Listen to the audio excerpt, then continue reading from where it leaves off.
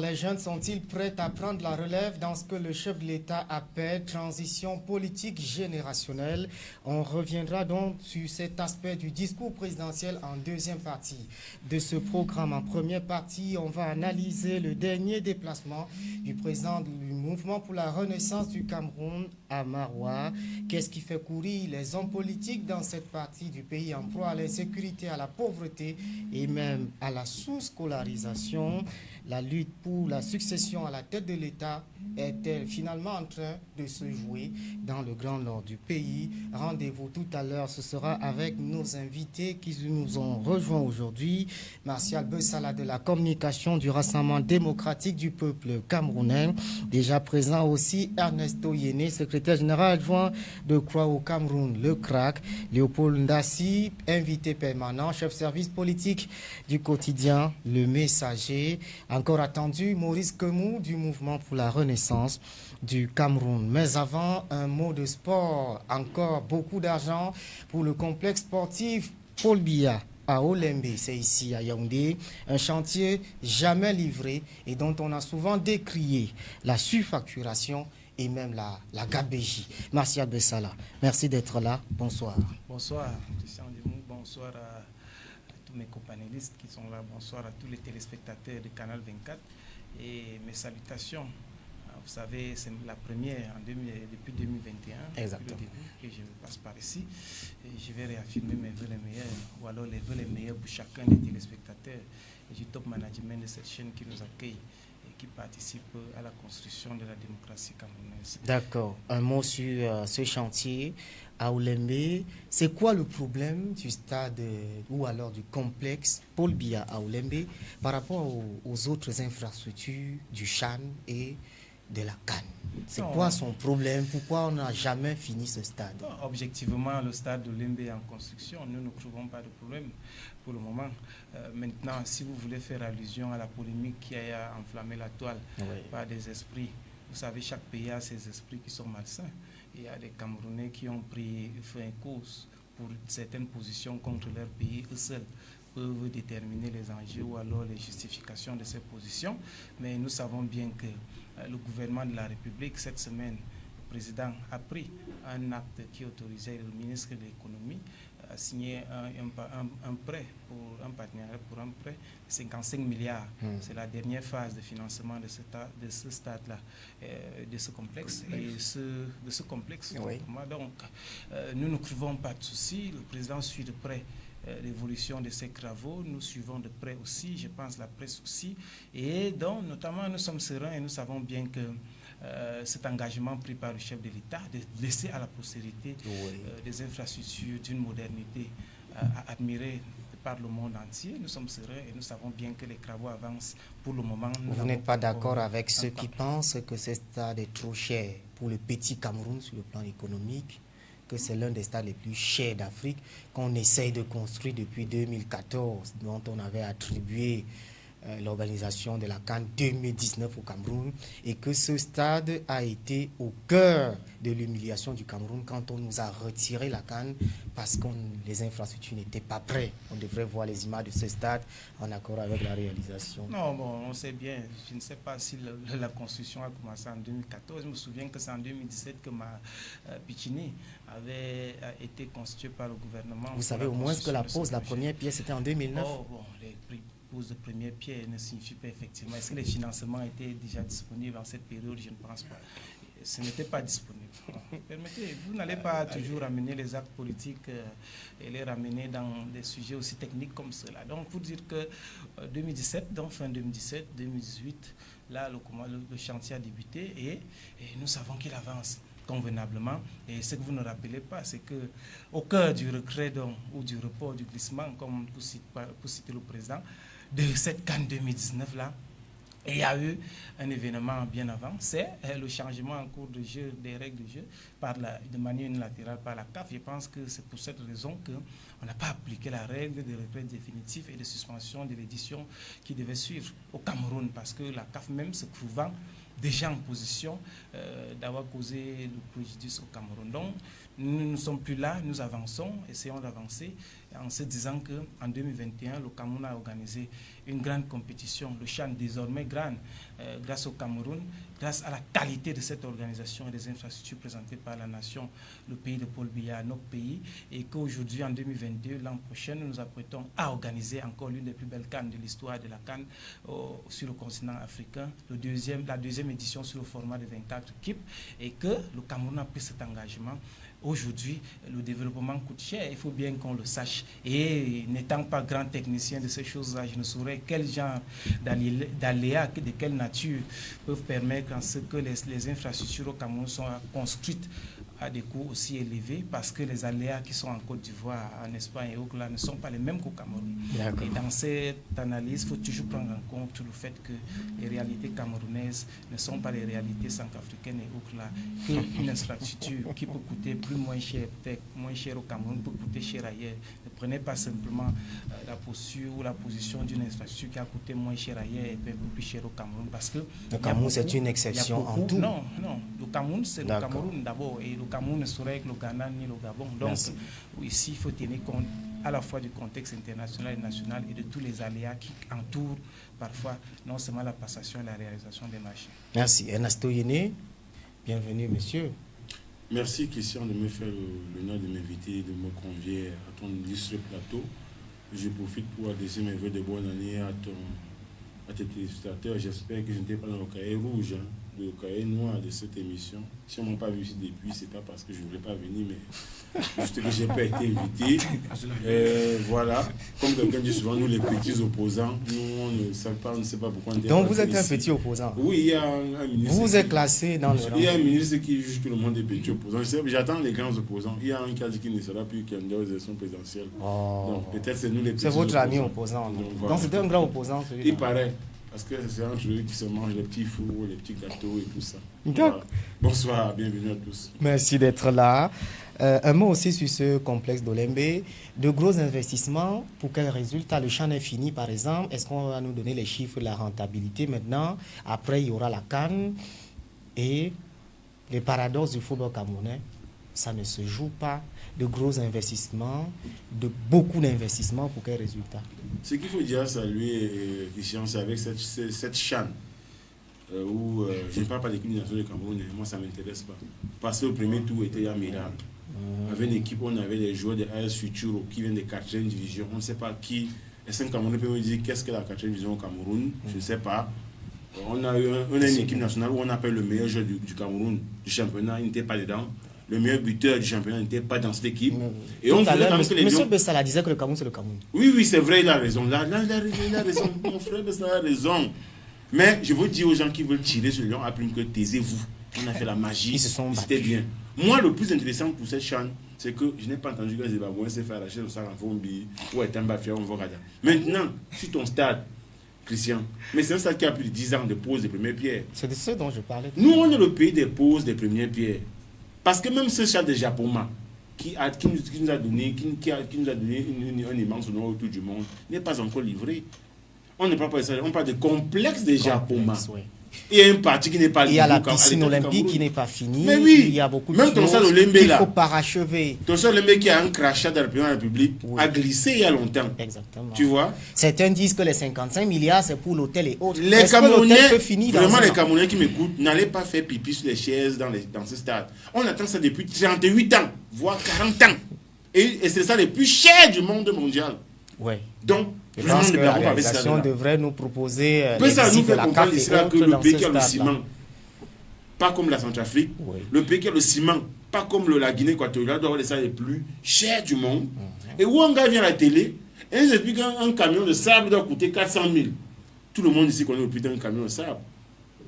Ce que Bessa doit féliciter, c'est l'indolence du président de la République qui a cajolé les gens qui ont fait glisser la canne. Il a fait comment? Il a refusé de sanctionner? Il a refusé de sanctionner, j'ai dit il refusait. Il les a cajolés au sens propre du terme. Mais, je dis cette chaîne peut-être pour nous donner des matières à nous enorgueillir parce que vraiment, moi j'ai croisé des Guinéens qui ont bu la bière en Vrombie avec moi, tranquille, à Etamba Fia bien. Mais ces stades-là, ils sont hors des prix. Ça, on le sait. Ce n'est pas une question de c'est pas secret de Pochinelle. Il y a même le stade du Barça, le Nou Camp, où le Barça gagne des milliards. Mais si à la réaction, nous proposer des images du stade Olembe. Pour qu'on voit la dernière visite des agents de la CAF, pour montrer quand même que l'infrastructure, elle est bonne. Non, même jusqu'ici, on a encore eu quel stade? Quel stade on a vu dans la maquette?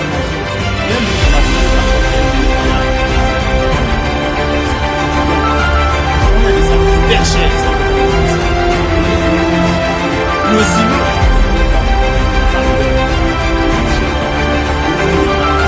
Le sable qu'on a ici au bas là, qu'il n'y a pas ailleurs, coûte plus cher ici. C'est peut-être ces surfacturations qui ont provoqué un autre prêt. Dans 9 ans, on va vous dire qu'il y a opération épervier. On a arrêté les voleurs du stade, des stades et du glissement de la canne. C'est comme ça au Cameroun.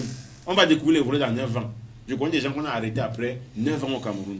Mais ce que je dis, c'est que l'image du Cameroun doit être préservée au-delà de tous les vols qui sont clairs et avérés par tout le monde. 55 milliards, ça nous fait au moins 1000 pompes. 1000 pompes. Je veux dire, quand je dis pompes, c'est des robinets dans les villages du Cameroun. Ça nous fait potable. Calculé par le nombre de couveuses, ça nous fait autant de couveuses au Cameroun. Si on se sacrifie autant pour un stade, il faudrait que ça en vaille la peine. Rappelez-vous, Christian, que le stade de France, lorsqu'on a construit, on a pensé à sa rentabilité. Ce qui va rapporter après. Parce qu'un stade, c'est beau, c'est bien. Mais si après 3-4 ans, on ne peut pas organiser la coupe du monde minime.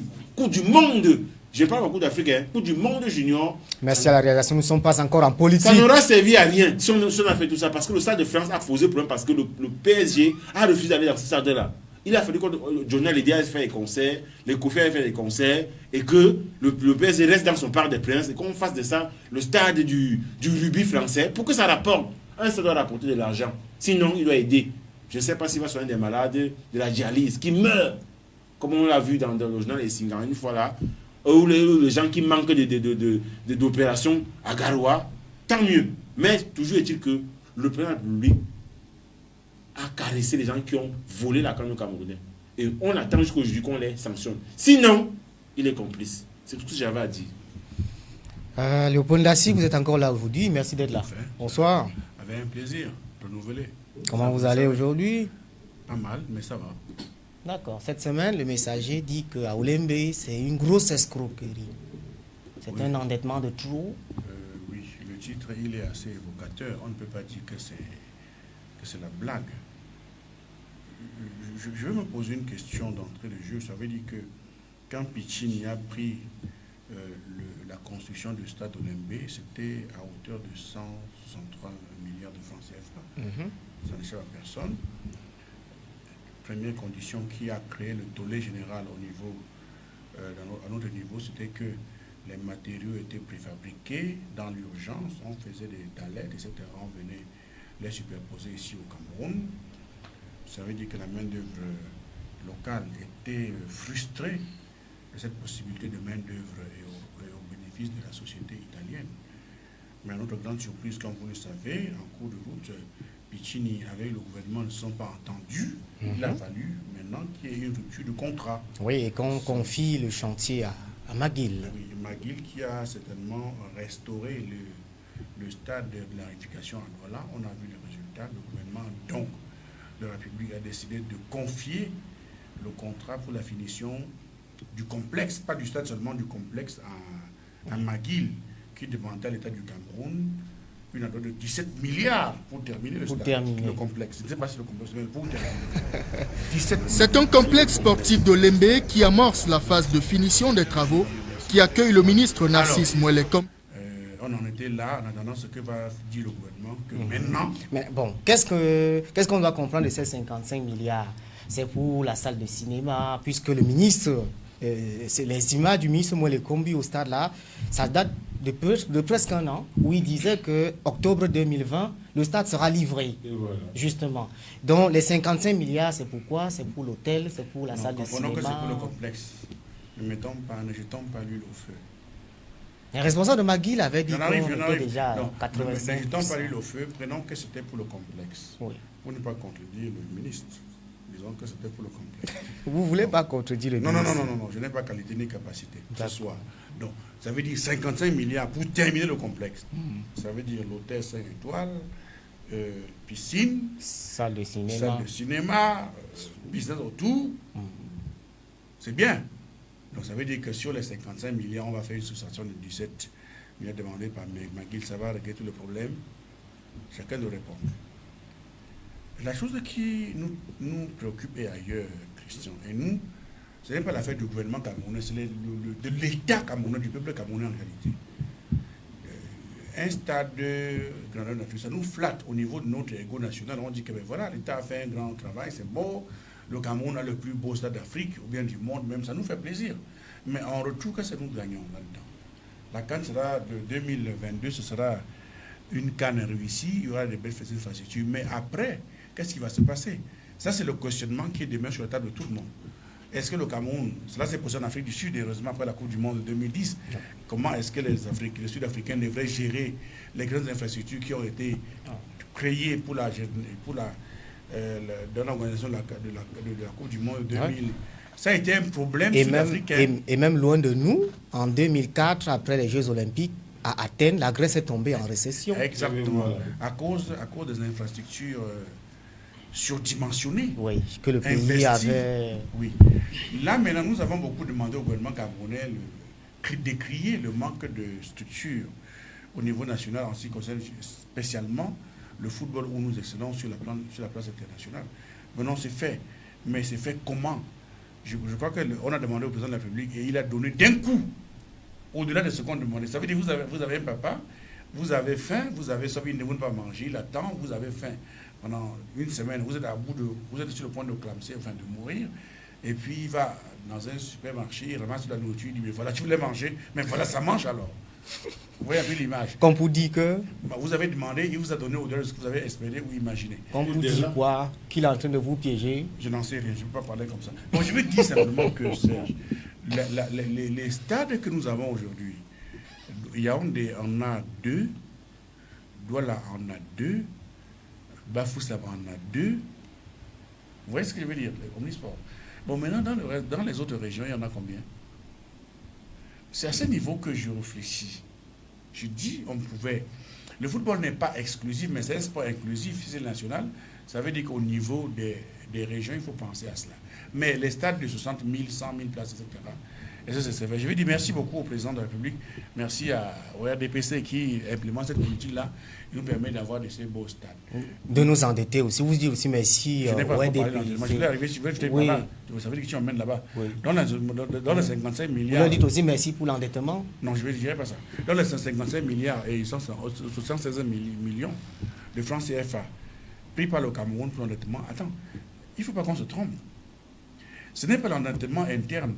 C'est à l'extérieur. Ça veut dire que le Cameroun prend de l'argent au niveau de la place internationale. Ça veut dire dans la Charter Bank en Angleterre, la Banque française, etc.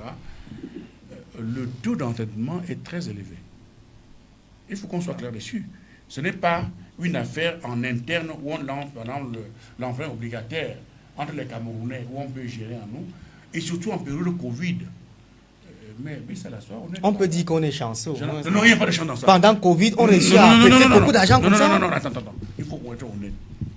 Dans aucun pays maintenant, dans le monde, au moment où nous sommes en train de période Covid, vous verrez qu'il y a très peu de pays qui font de tels investissements. C'est de ça que je parle. Donc, si vous voyez qu'une banque comme une banque anglaise, une banque française nous accorde un tel crédit, ça veut dire que je vous assure que le taux d'intérêt est élevé.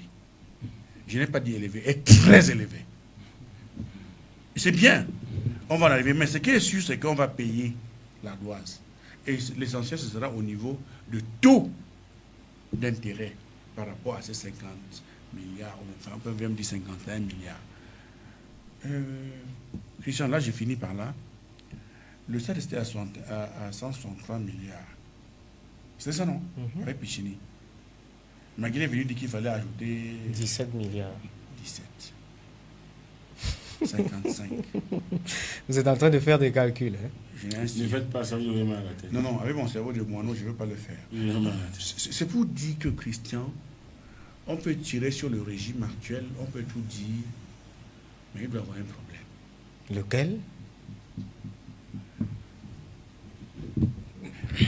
La personne qui est en face de toi dit que j'ai besoin de 17 milliards. Et maintenant, on est à 55. Macky demandait... Ça veut dire qu'on n'a pas tout dit sur ce chantier, alors. Est-ce que Macky demandait 17 pour le stade ou bien c'était pour... Parce que nous, on savait que c'était... C'est pour tout le cas des charges, 17 nous, on milliards. demandait... Nous, on parlait de complexe, en réalité. Le président avait bien dit complexe. Au début, c'était complexe. Bon, maintenant, le stade Paul Biya. Bon, Bref, il y a encore des questions ailleurs. Non. Si les 17 milliards, c'était pour le stade En Paul Biya. suspens, donc. Excuse-moi. Si les 17 milliards pour le stade Paul Biya, on peut comprendre donc que le gouvernement a décidé de prendre 55 milliards maintenant et d'en finir une fois pour toutes avec le stade. N'oubliez pas qu'en l'occasion de la glissade de la main, on a les réseaux publics, les réseaux sociaux ont brûlé de toutes les nouvelles, des mauvaises et des mauvaises. On disait que ça, le ciment, c'était à combien de mille camions de sable. Bon, dans tout ça, personne... C'est la rumeur. Aucune voix officielle n'a jamais dit la vérité sur ce genre de choses, démenti ou quoi que ce soit. On est au Cameroun. De toutes les façons, ceux qu'on accusait ont eu la promotion, donc ça veut dire que c'était infondé. D'accord. Vous comprenez? À mon sens, je me trompe souvent, je peux encore me tromper, donc c'était dit que c'était des accusations. C'était des ragots. Futiles, des ragots, des bruits. Merci. Pour salir les hautes autorités de notre pays, intelligentes et sages. Bon, maintenant que nous avons lancé cet emprunt-là dans les banques françaises, avant d'être très contents, de nous réjouir, vous nous demandez comment est-ce que nous allons rembourser cet argent-là. Et le remboursement de l'argent, paie-moi s'il te plaît. On va poser ces questions après. Ça veut dire de me demander comment est-ce que les stades seront rentables. Vous avez vu au Gabon, on a construit les gros stades à Oyem, on a construit à Franceville, on a construit à Libreville, on a construit à Port-Gentil. Les stades sont dans la broussaille parce qu'il n'y a pas de championnat. Et vous avez vu sur les réseaux sociaux, je n'invente rien. Bien sûr. Donc maintenant, c'est pareil ici, depuis 1 an, il n'y a pas de championnat. Oui, donc maintenant, ça veut dire comment est-ce que nous allons faire fonctionner ces différentes infrastructures résidentielles.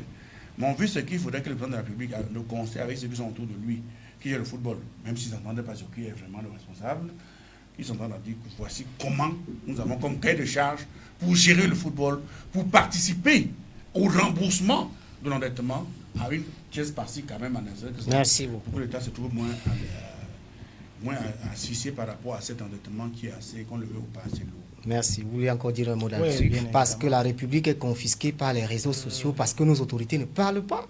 Quand il y a ce genre d'actualité, on devrait avoir des éclaircissements, soit du ministère des Sports ou de la Communication ou quelque part. Bon, on laisse à chacun son commentaire sur les réseaux sociaux. Non, mais en même temps aussi, les journalistes que vous êtes, très peu ont approché les autorités compétentes pour recueillir la bonne information. Il ne peut pas donner l'information. Il ne peut pas donner. Vous qui relayez l'information, il ne peut pas donner. Pourquoi ils doivent cacher l'information? Ça, c'est un. De deux, je voudrais dire que aujourd'hui, je sais que le Paul Dassis connaît très bien ce qui s'est passé pour qu'il y ait, on parle de 55 milliards aujourd'hui. Ah, il connaît, il ne veut pas dire. Il veut pas dire. Je connais. J'ai vu, voilà. Mon cerveau. Non, vous savez, voilà. Et il fait une analyse ironique là, il fait semblant de ne pas dire ce qu'il faut dire. Mais c'est aussi de votre responsabilité historique de dire ce que vous savez à ceux qui nous écoutent, parce qu'ils veulent savoir. Le peu que je sais, c'est que lorsque Pikini prend le marché, pour parler comme au quartier, Pikini avait un cahier de charges qui était estimé à 163 milliards, me semble-t-il.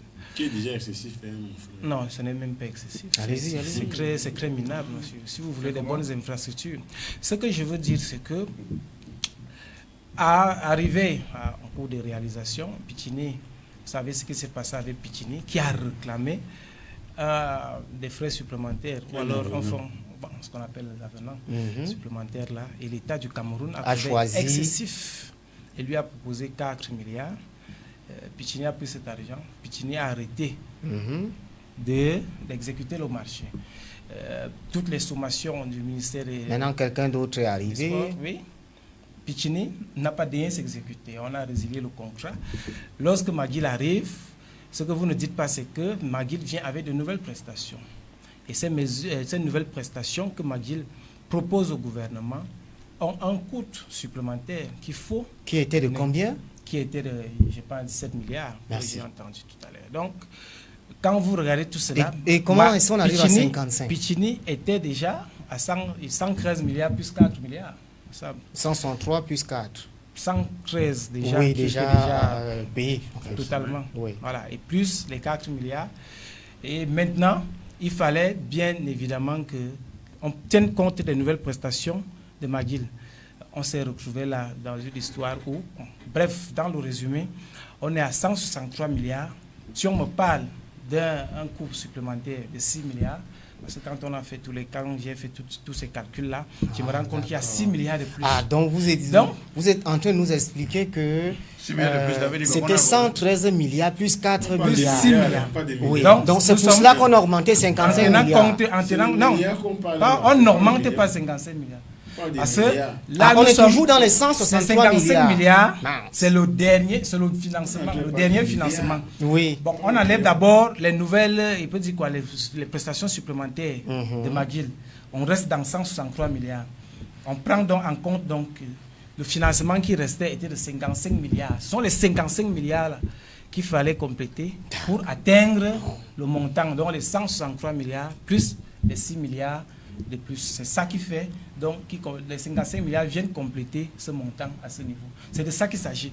Ce qu'il faut. Merci, on va changer de sujet. Maintenant, vous connaissez, vous voulez parler. Non, je demande. Monsieur Dazi veut parler maintenant. On va parler politique. Donc, je disais donc, Christian, la mauvaise communication qui est faite, on peut reprocher certainement les institutions. Oui, mauvaise communication avec l'onction d'un gouvernement qui refuse de parler à temps. Qui devrait parler, expliquer au détail.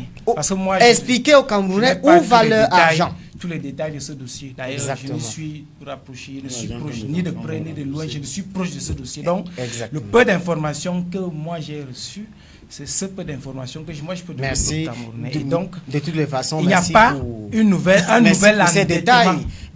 Il n'y a pas un nouvel endettement. D'accord. Donc, il ne faut pas que les gens, cette communication qui tend à démontrer que les 163 milliards ont été décaissés totalement et l'État allait rechercher 55 milliards pour ajouter. Ce n'est pas vrai. Nous sommes dans la même enveloppe de 163 milliards plus 6 milliards qui sont la considération de nouvelles prestations de la nouvelle entreprise. Maintenant, vous voulez parler finalement. Ouais, quand tout à l'heure il fallait parler, il a dit qu'il ne parlait pas. On est dans une tribu politique. Donc je chute en disant vraiment, cette mauvaise communication n'est pas bonne pour nos pays. Nous savons bien. Et il faut aussi corriger quelque chose très rapidement. J'ai entendu que le taux d'endettement du Cameroun est très élevé, mais c'est grave. Le Cameroun, quand vous donnez cette impression, le taux d'endettement du Cameroun, à l'heure actuelle, jusqu'à la révision de nouveaux chiffres là, c'est 38,7% du PIB camerounais. Non, ça veut dire que parce que vous donnez l'impression que le gouvernement endette par rapport à qui? Non, par rapport à la France, c'est plus de 110%. Non, comment vous pouvez faire la comparaison de la France et le Cameroun? Non, ce n'est plus une affaire de comparaison entre les économies. Je parlais des taux d'intérêt. Je parlais du taux d'endettement. Je parlais des taux d'endettement. Les pays, dans 8,7%. Et le problème de l'endettement au Cameroun, parce que nous sommes aussi là pour éclairer la lanterne de ceux qui nous écoutent. Le problème de l'endettement des pays comme le Cameroun, qui ont la configuration économique du Cameroun, c'est que nous nous endettons parfois parce que nos pays sont encore dans les besoins les plus basiques, à savoir l'éducation, la santé. Quand vous investissez, monsieur, expliquez-moi. Monsieur, donc vous allez gouverner le Cameroun sans vous endetter pour investir dans la santé et l'éducation. Je veux comprendre comment. Qu'est-ce qu'il me demande pourquoi? Donc, pour dire que Christian a permis que tu fasses un coup d'économie. Christian, j'ai dit donc ceci. Vous n'allez pas me couper. Quand vous parlez, vous coupez. Voilà, donc j'ai dit donc ceci. Non, vous n'êtes pas modérateur. J'ai dit donc que cette configuration, quand vous prenez donc les endettements, quand vous endettez, les États comme les nôtres, quand ils s'endettent, ils investissent dans les secteurs primaires, les secteurs basiques comme la santé, l'éducation. Ce sont des secteurs qui commencent à produire, beaucoup d'années avant. Parce que quand vous investissez dans l'éducation primaire, par exemple, pour que ces enfants aillent à l'école jusqu'au secondaire, jusqu'au supérieur, pour qu'ils commencent à travailler, payer l'impôt pour commencer à rembourser. Voilà, tout ce temps. Voilà. Tout comme la santé. Ce ne sont pas les investissements que vous investissez. Vous l'entrez dans le vous avez un retour en avance. On avance. On avance. Vous avez dit que vous ne savez pas. On avance. Vous avez dit que vous ne parlez pas. Vous avez dit que vous ne parlez pas. Oui, monsieur Dassi. Monsieur Dassi, vous avez dit que vous ne parlez pas. Une minute. Je ne dépasse pas, Christian. Oui. En temps de période de Covid où nous sommes maintenant, toutes les institutions financières sont au rabais dans leur activité. Soyons clairs. Le G20 décide de 77 milliards pour les si vous voyez, excuse-moi, si vous voyez maintenant un pays, vous voulez 55 milliards pour les du Sud, 77 milliards de francs. Si vous voyez un pays du Sud maintenant qui se lève pour aller, si vous avez la parole, allons-y rapidement. Si vous voyez un pays du Sud qui se lève pour aller en Occident, faire des emprunts, prendre de l'argent pour l'investissement interne, il y a un problème. Ça veut dire pour des stades, où des gens ne vont pas entrer. Voilà encore quelque chose qu'il faut corriger. Le gouvernement n'est pas allé chercher. Non. Le gouvernement n'est pas allé chercher ce financement en temps de Covid. Les négociations datent très loin avant le temps de Covid. Ça, nous sommes à la phase de finalisation. C'est ça qui compte maintenant. Et c'est pourquoi le contexte en peut maintenant. Le gouvernement se retourne vers ces banques parce que la banque italienne San Paolo, la banque italienne San Paolo qui devait financer ce projet depuis 2018 s'est rétractée en 2019. Merci, monsieur. Il faut le dire, vous avez toutes ces informations, vous ne voulez pas le dire. Christian, vous avez traité ce sujet cette semaine. Christian, ça veut dire donnez les informations. Ça veut dire que Christian, quand vous avez fait, vous avez pris de l'argent. Je vais parler simplement chez les Blancs, en ce moment difficile, où les comptes sont rappelés. Oui, vous l'avez déjà dit. Ça veut dire qu'il y a un problème. Le taux d'intérêt est élevé. Ça, vous l'avez déjà dit. Merci 2018. Merci. 2018, oui. Merci beaucoup. Avec la banque, c'est 2018. Merci beaucoup. Ce n'était qu'une... Le taux d'intérêt, c'est combien? Dis-moi. Le taux d'intérêt, c'est combien? Mais le taux d'intérêt, vous voulez le taux d'intérêt. Vous pensez que... Merci beaucoup.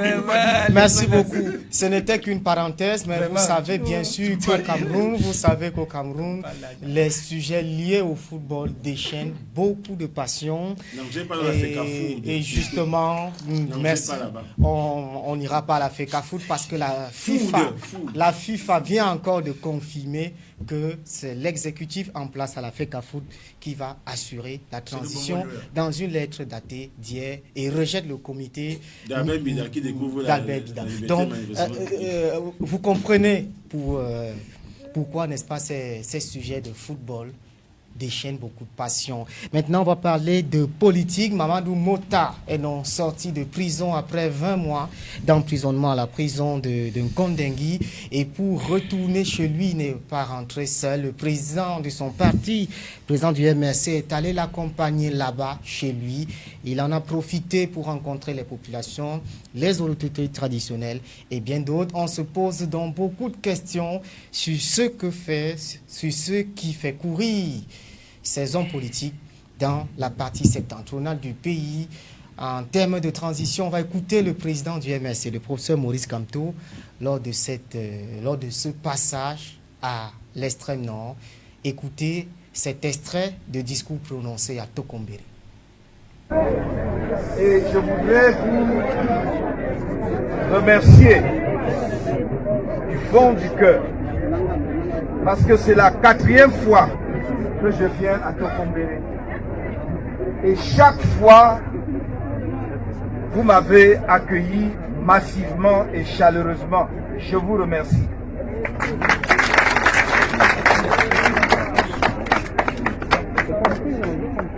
Ce 14 février 2021 restera pour moi une date marquante sur le parcours politique que nous avons commencé depuis bientôt 10 ans.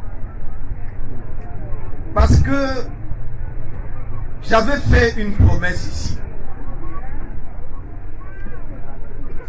J'avais dit que je reviendrai ici avec le premier vice-président du mouvement pour la renaissance du Cameroun, Monsieur Mamadou Yacouba Mota. Il est là aujourd'hui avec moi.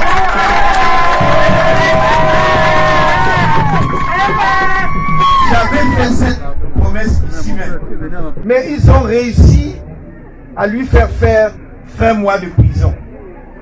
Certains espèrent de cette façon l'éliminer politiquement. Je veux dire ça clairement pour ceux qui spéculent à Yaoundé. Ma lutte, mon combat n'est pas un combat individuel. Les champs des montagnes sont tenaces, croyez-moi. Et ceux qui pensent qu'ils ont gagné et qu'on va abandonner, qu'ils aillent se préparer parce que rien n'a encore commencé. Oui, je suis là. Nous avons fait milliers de kilomètres pour être là. Pendant que d'autres font de la politique politicienne, je viens vous voir. Ce n'est pas un calcul pour moi. C'est parce que je crois que chacun de mes compatriotes a droit à la dignité.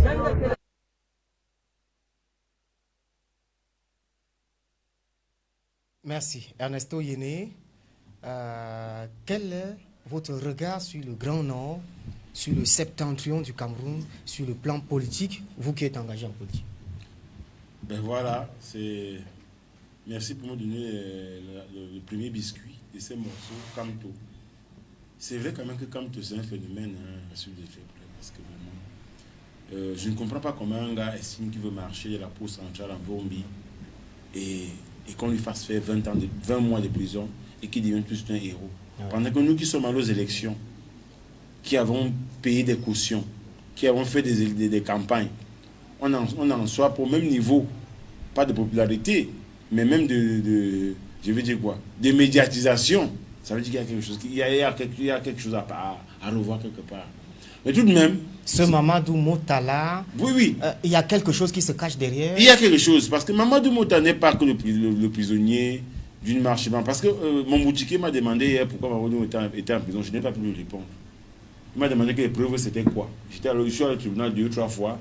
Comme un curieux, je n'ai pas eu des preuves qu'on a présentées tangibles qui l'accablaient.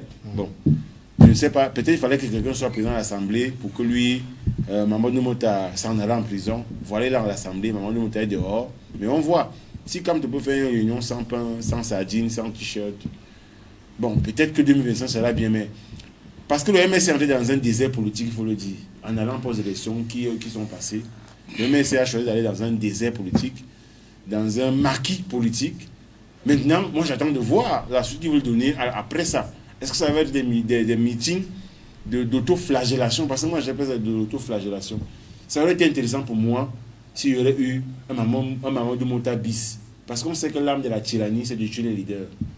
Et le MSC, je ne sais pas où c'est contre vents et marées qui sont pas à ces élections-là, je ne sais pas pourquoi. Parce que on sait au Cameroun que les seules occasions, il y a une opportunité de donner un coup de pied au cul, excusez-moi, au RDPC sur les élections locales. C'est une élection locale. Au présidentiel, n'allez pas au RDPC. Mais aux élections municipales, législatives, vous pouvez prendre une mairie, là, vous pouvez arracher ça au RDPC, mais pas la présidentielle. Je n'ai pas compris ce que je dis, pourquoi le MSC n'a pas voulu gratter un poil au RDPC sur ce domaine-là. Parce que Mamadou Mota, on le voit, il n'a pas besoin de faire grand chose pour mobiliser dans son Tokombélé, où je suis allé. Quand tu es allé 4 fois, je suis allé là-bas 7 fois à l'occasion de la semaine mondiale des jeunes que je organisais mon association avant d'être en politique. Je suis allé à Tokombélé 7 fois avec l'hôpital et les jeunes de la fondation La Flèche. Je suis allé là-bas 7 fois. Comme tu es là-bas 4 fois, moi je suis allé 7 fois à Tokombélé. Je ne comprends pas comment ce parti a fait ce choix-là. Toujours est-il que la sortie de Maurice Kamto à Tokombélé donne à réfléchir. Peut-être pour ceux qui sont engagés dans la chasse aux petits opposants, on va voir ce qu'ils vont nous produire ces jours-ci.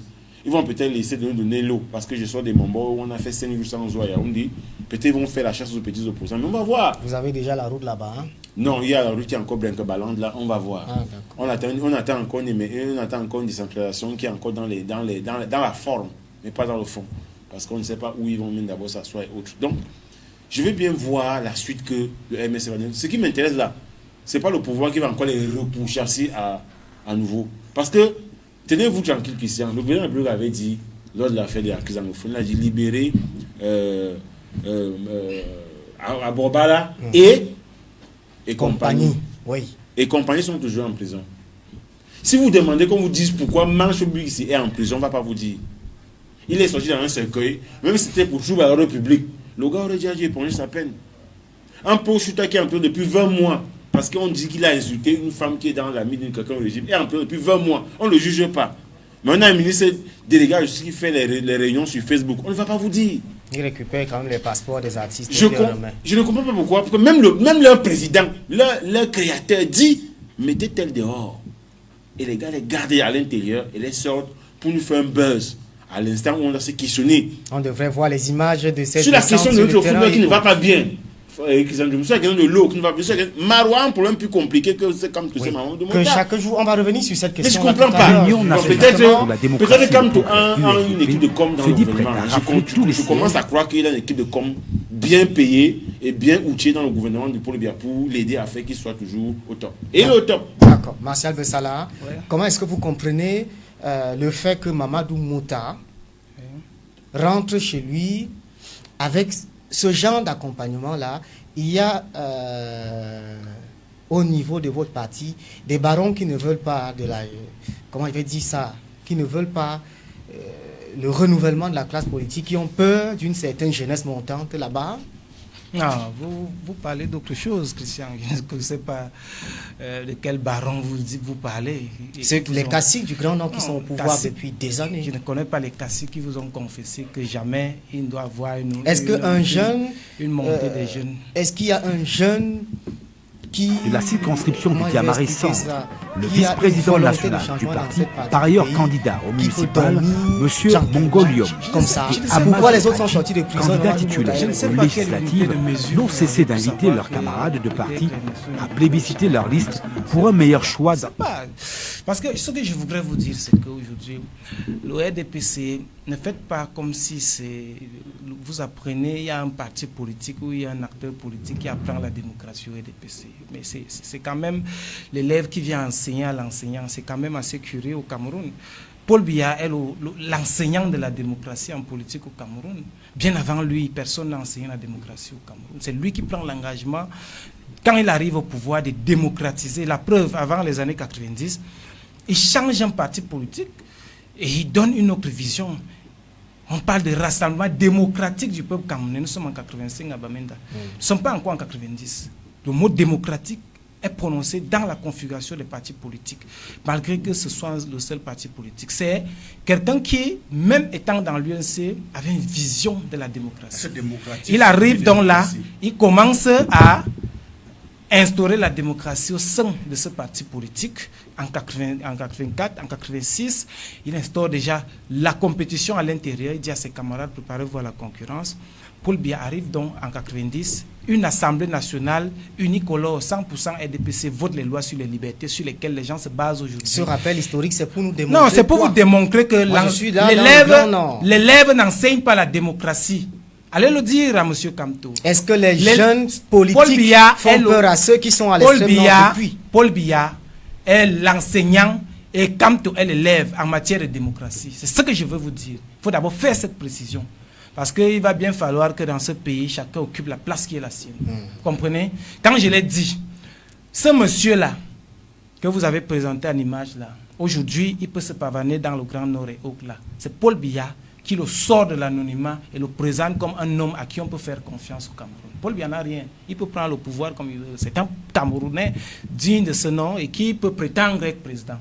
Mais de sa configuration, comme moi, je ne peux pas lui faire confiance. S'il a fait cela à Paul Biya, il ne me fera pas à moi, certainement, un signe de loyauté et de reconnaissance. Donc, ça ne sert à rien que je le suive. D'ailleurs, février dernier, ceux qui l'ont suivi peuvent aujourd'hui faire le bilan du loyalisme et de l'altruisme politique de cet homme. Paul Biya n'a jamais empêché à ses camarades d'aller briguer aussi des mandats électifs, bien au concret, il encourage. Ça veut dire qu'il est, aujourd'hui, il est allé embrouiller il est dans une configuration... La population du Septentrion avec leur fils. Ah monsieur, oui, mais bien évidemment, puisqu'il a dit qu'il ne sortira jamais de prison si un seul de ses militants va rester en prison. Mamadou Mouta, le fils de cette région, est resté en prison pendant longtemps. Ce monsieur-là est sorti de prison, il a retrouvé sa famille bien au concret, au sorti de là. Comme vous aimez, vous les journalistes, très souvent, j'ai appris aussi de certains d'entre vous qu'il aurait pris beaucoup d'argent pour ne pas aller aux élections. Bon, ça c'est cela. C'est peut-être cela sa morale politique. Vous me demandez, je ne sais pas. Je ne sais pas. Donc, quand vous regardez cela, lorsque En 2018, ce monsieur allait aux élections présidentielles, puisque c'est lui le seul candidat de la chapelle politique. Il a bien fallu que ses camarades et ses soutiens le soutiennent.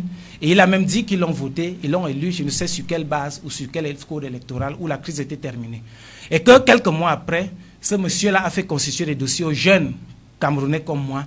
Il a confisqué ces dossiers, les a pris dans un piège politique à midi, en plein le deadline du dépôt des dossiers. Il a dit à ces jeunes, vous ne pouvez pas assumer vos ambitions politiques avec moi. Et que ce matin, un beau matin, ce monsieur se lève. Tout ce qu'il trouve utile pour des jeunes, c'est les utiliser, qu'ils l'accompagnent dans la rue pour aller chercher ce qu'il n'a pas vu par les urnes, l'insurrection. Et que quand vous regardez cela, dans cette configuration, c'est ce projet exact que ce monsieur a pour la jeunesse camerounaise. Il n'a pas un projet politique. Il dit aujourd'hui qu'il combat pour les jeunes. Même quand il accompagne son vice-président à l'extrême, non? Vous ne pouvez pas abandonner quelqu'un en prison. Vous le prenez le lendemain quand il sort. Quand il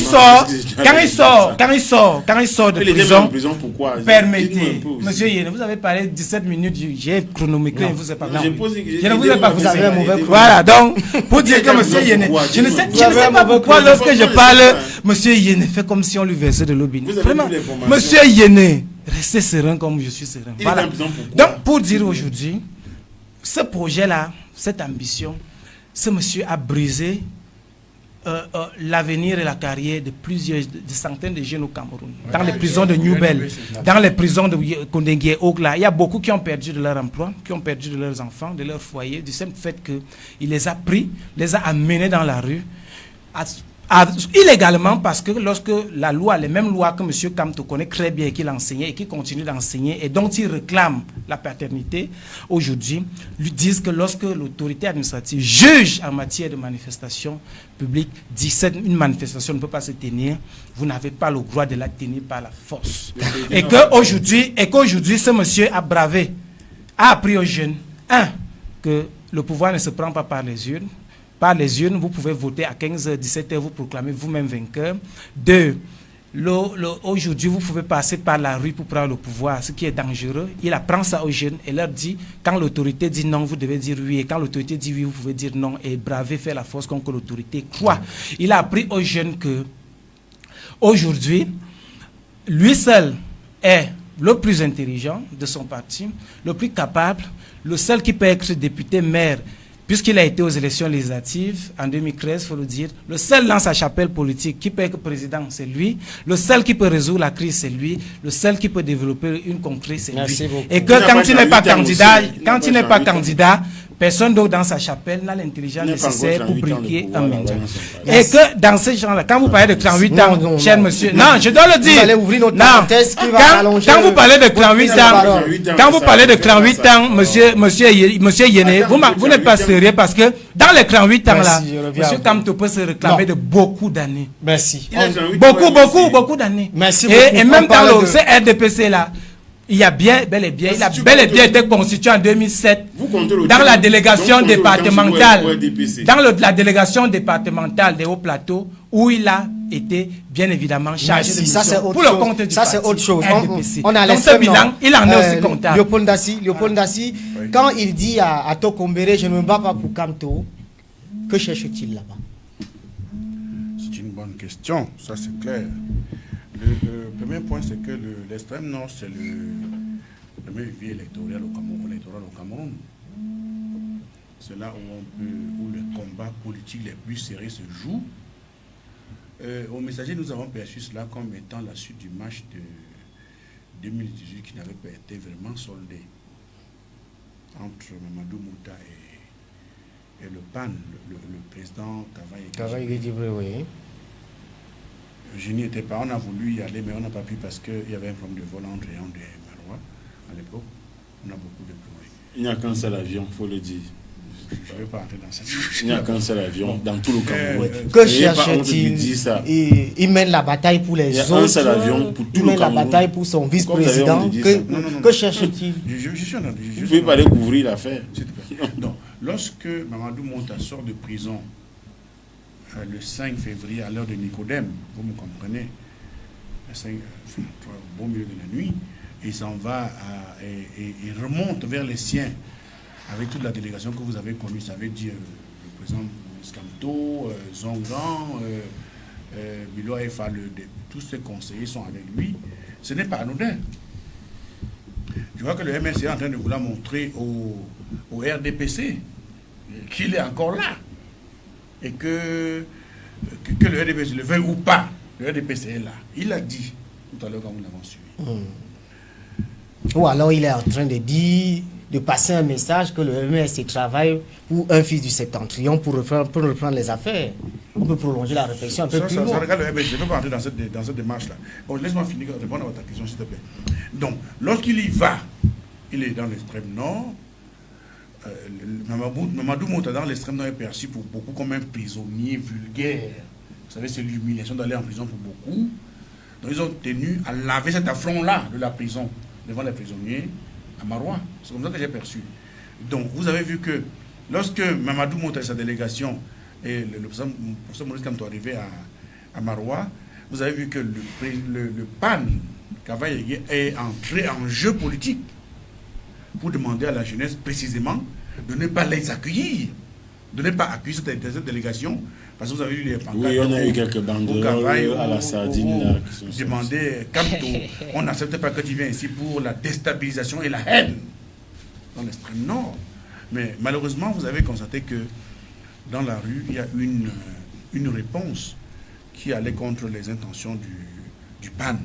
Et là, ça peut être regrettable. Parce que n'oublions pas que le PAN, qu'on le veut ou pas, c'est la troisième personnalité de l'État du Cameroun.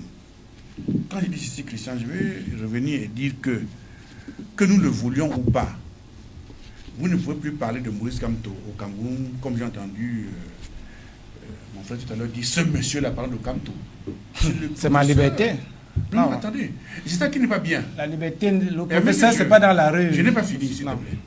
Cette façon, écoutez, cette façon d'adresser les autorités que nous avons est assez maladroite et inadmissible. Autorité de quoi? Moi, je parle au Camerounais, en fait, c'est pas à toi que je parle. Non, et maladroite. Non, et maladroite et inacceptable. C'est acceptable pour moi. Si sur ce plateau, vous me dites que Paul Biya, il est comme ça, vous parlez, je vous dirais la même chose. Kamto est quoi? Parce que le président. Parlez au président de parti, monsieur. Soyons honnêtes et rigoureux avec nous-mêmes. Vous ne pouvez pas parler. Non, attendez. Maurice Kamto, qui est là, m'a enseigné en 3e année quand j'ai à l'université. Moi-même, c'est mon professeur. Donc vous ne pouvez pas dire ce monsieur-là, pas dans la rue. C'est indécent. Il n'enseigne pas dans la rue. Non, attendez. Là, il n'est pas dans la rue. C'est l'université. La rue, c'est un espace public. Les Camerounais ont cet art, monsieur, d'être impolis et discourtois. Que je ne fais pas. Et à vous, je le dis sur ce plateau. Non. Respectez vos autorités. Il est autorité quand de quoi? Quand vous d'ici. Autorité de quoi? Mais ça qui votre professeur ne voulait pas dire ce monsieur-là. Non, il n'est pas dans l'amphi là. Monsieur, cela ne vous grandit pas. Non, laissez. C'est très bas. Monsieur Dassi, laissez. Nous étions à l'extrême nord. C'était une parenthèse. Nous étions à l'extrême nord. Soyons polis et courtois quand nous parlons de ces choses. La politique n'est pas la guerre, c'est un jeu. Mais toutes ces leçons. Vous pouvez demander à un professeur que ce monsieur. Il n'est pas mon professeur dans la rue. C'est très indécent. Il est mon professeur à l'université. Je doute qu'il soit votre enseignant. À l'université. Si vous enseignez, vous nous direz pas ce que vous avez dit. Ah bon? Je doute. Pourquoi? Sincèrement. Pourquoi? Bien que vous ne le suiviez pas. Ah. C'est clair. Ça dépend s'il était aussi. Tout le monde a dit que c'est mon enseignant, mais vous êtes discourtois à ce niveau. En quoi? Bon, maintenant, en ce qui concerne maintenant l'action de l'action politique dans le Septentrion, je suis en train de percevoir. Il ne faudrait pas qu'on oublie ce qui est en train de se jouer dans l'extrême nord, particulièrement à Tokombéré. Vous savez que le 11 mars, il y a la convocation de la première session de l'année 2021 de l'Assemblée nationale. Vous voulez nous amener où là? Vous allez me suivre. Qu'on va changer le président de l'Assemblée nationale? Non, écoutez-moi, non, je suis simpliste quand je réfléchis. Parfois, c'est compliqué la partie là. Et non, attendez. Ça n'empêche pas, vous savez, l'homme politique vit des opportunités. Et la politique, c'est les enjeux et les opportunités. Et le MRC fait dans cette action. Je ne parle pas du MRC, c'est toi qui parles du MRC. Comment il veut dire ça? Dans quelle ambition, dans quel but? J'en arrive donc pour dire ceci. Dans le Septentrion, j'ai fait un papier ce matin. Les gens veulent, certains adversaires du Cavaille dans les Septentrions, veulent lui faire comprendre que la percée ou bien la mobilisation, l'adhésion populaire dans le Septentrion paraît comme un échec de Cavaille en personne. Mais c'est ça. Mais Cavaille a toujours gagné les Je n'ai élections. pas terminé. Quel échec. Non. Vous êtes sûr? J'ai pas terminé. Moi, je me fie Vous aux avez les résultats. gens des primaires Moi, je me fie aux là-bas résultats. avant. Permettez donc, Je je me me fie aux analyse. résultats. Vous m'appelez à loin. Je vous parle des faits. D'accord. Que Cavaille a donné l'instruction à la population. À la base, ne sortez pas, n'écoutez pas ces imposteurs. Ah, ils sont sortis. Entre guillemets, et les gens ont désobéi. Donc, Certains. autour de lui, ça ne peut pas être total, ça c'est clair.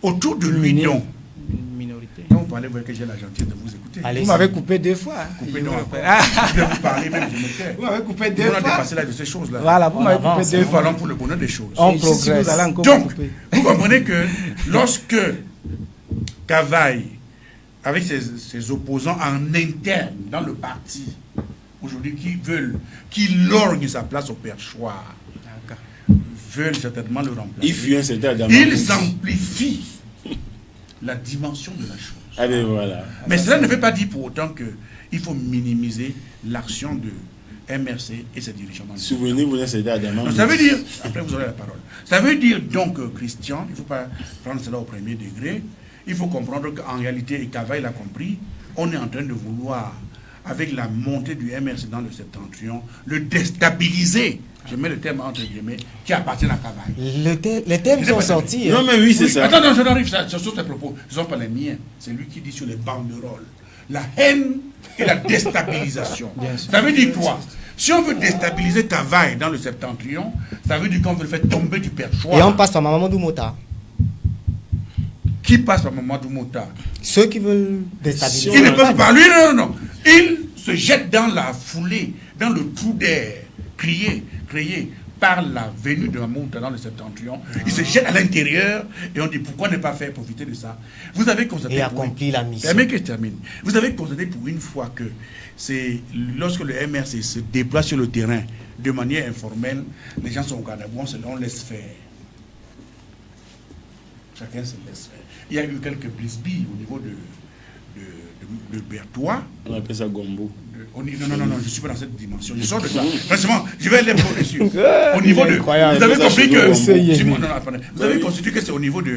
Au niveau de l'entrée de Berthois qu'il y a eu ce après le sous-préfet est venu, il a fait l'appel. Mais la suite du voyage était. Mais vous avez constaté que dans la mouvance du MRC, il n'y avait pas eu, comme en fait, cet antagonisme venimeux qui avait cours. Alors, on peut se poser l'analyse, on se demande, mais qui s'en cherche? Cavaille, à Tokombéré, là où il est, certainement a reçu le message sur ça. J'ai voulu. Merci beaucoup. Je reviens à vous, non? Chuter. Rapidement. Vous allez me refuser ça.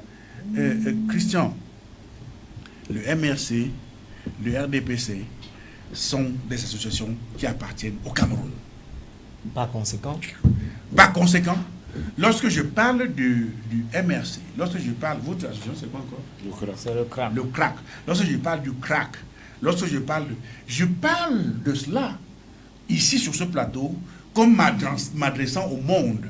Ça veut dire avec un certain langage contenu et mesuré, pour que les gens au monde ne comprennent pas que le Cameroun, c'est la jungle ou je veux dire quoi, ou le Capharnaüm. Merci. Où tout est dit. Ernesto Yéné,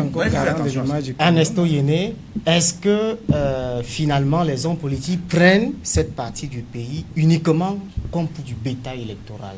On va là-bas embrouiller la population et on revient à Yaoundé exercer le pouvoir. Il n'y a pas d'eau, il n'y a pas d'électricité, les inondations, la sous-scolarisation et autres. Utilisez les mots que vous voulez. Est-ce que vous, les politiques, vous êtes sérieux quand vous partez là-bas? Non, utilisez les mots que vous voulez. Le crack va souvent là-bas, non? Je vais vous dire quand nous sommes allés là-bas. Utilisez les mots que vous voulez, mais jusqu'à preuve du contraire, c'est la partie du Cameroun. Et là, je m'adresse aux gens qui sont à Yaoundé, qui boivent la bière pendant qu'ils estiment que les autres au nord sont des moutons. C'est la partie où les gens sont le plus inscrits. Ah ben oui. Si vous avez une information, je vous la donne. C'est pour cela que je dis, est-ce qu'on va embrouiller les gens? La région du Nord, il y a plus d'inscrits les gens au Nord, et on les exploite à des fins électorales. Les gens sont allés à l'école et autres. Donc quand vous mettez l'extrême nord, le nord et la Damawa, le grand nord, vous avez presque, si vous gagnez dans cette place, vous allez gagner dans tout le Cameroun. Oui, la vérité aussi, c'est qu'ils sont nombreux. Oui, non, mais c'est pas trop ça. C'est pas autant. Sur le plan démographique, que les gens qui sont on ne peut pas faire le poids écoute, là-bas. vous restez chez vous, ne vous inscrivez pas, et vous pensez que les autres vont laisser des moutons au nord, comme vous dites souvent, à vie. Non, ils s'inscrivent. J'ai été au Nord. Vous venez me poser la question. Oui. C'est la même chose. Est-ce que vous êtes sérieux quand vous allez là? Je suis allé au Nord plusieurs fois. Je suis allé visiter le camp de Minawao avec le président Bernard Djonga. Je suis allé voir la CEMRI à Yagua et à Maga avec le président Bernard Djonga. Ce que j'ai constaté dans l'engagement, dans l'implication des gens dans les affaires de leur collectivité, c'est ce que je ne vois pas ici à Yaoundé. Je ne vois pas ça ici. Moi, je suis une Fundi, de Yaoundé cadre. Je ne vois pas ça dans mon organisation. En plein Yaoundé où les gens sont en ville et vont à l'école. Il n'y a pas ça ici. Et donc, il faut aussi que vous aidez les Camerounais à se laver le cerveau de ce stéréotype-là. Il y a une avancée citoyenne au Nord, que vous le voulez ou pas, qui existe. Que font les décideurs de cet engagement politique la preuve, des citoyens du Grand Nord? La preuve, si on convient tout cela que pour lui être une bête politique, il a fait campagne ou pendant 2018. Marois. Et c'est tout. Point final, comme on dit chez moi à Bimte, il est rentré chez lui. Il a compris que c'est là-bas où il y a le gombo électoral. Je vous repose la question, que font les décideurs de cet engagement politique des citoyens du Grand Nord? Mais ce qu'il faut, c'est quoi? C'est une instrumentalisation qu'il y a là-bas. C'est une grosse instrumentalisation.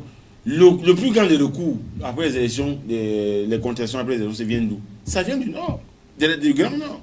Essayez de voir les plus grandes contestations. Vous vous souvenez de la fameuse affaire des PV filmés et publiés par un journaliste d'un de vos confrères. Et on a montré après que c'était faux. De 2018, je parle pas de 2020, c'est l'endroit où il y a le plus grand nombre de contestations.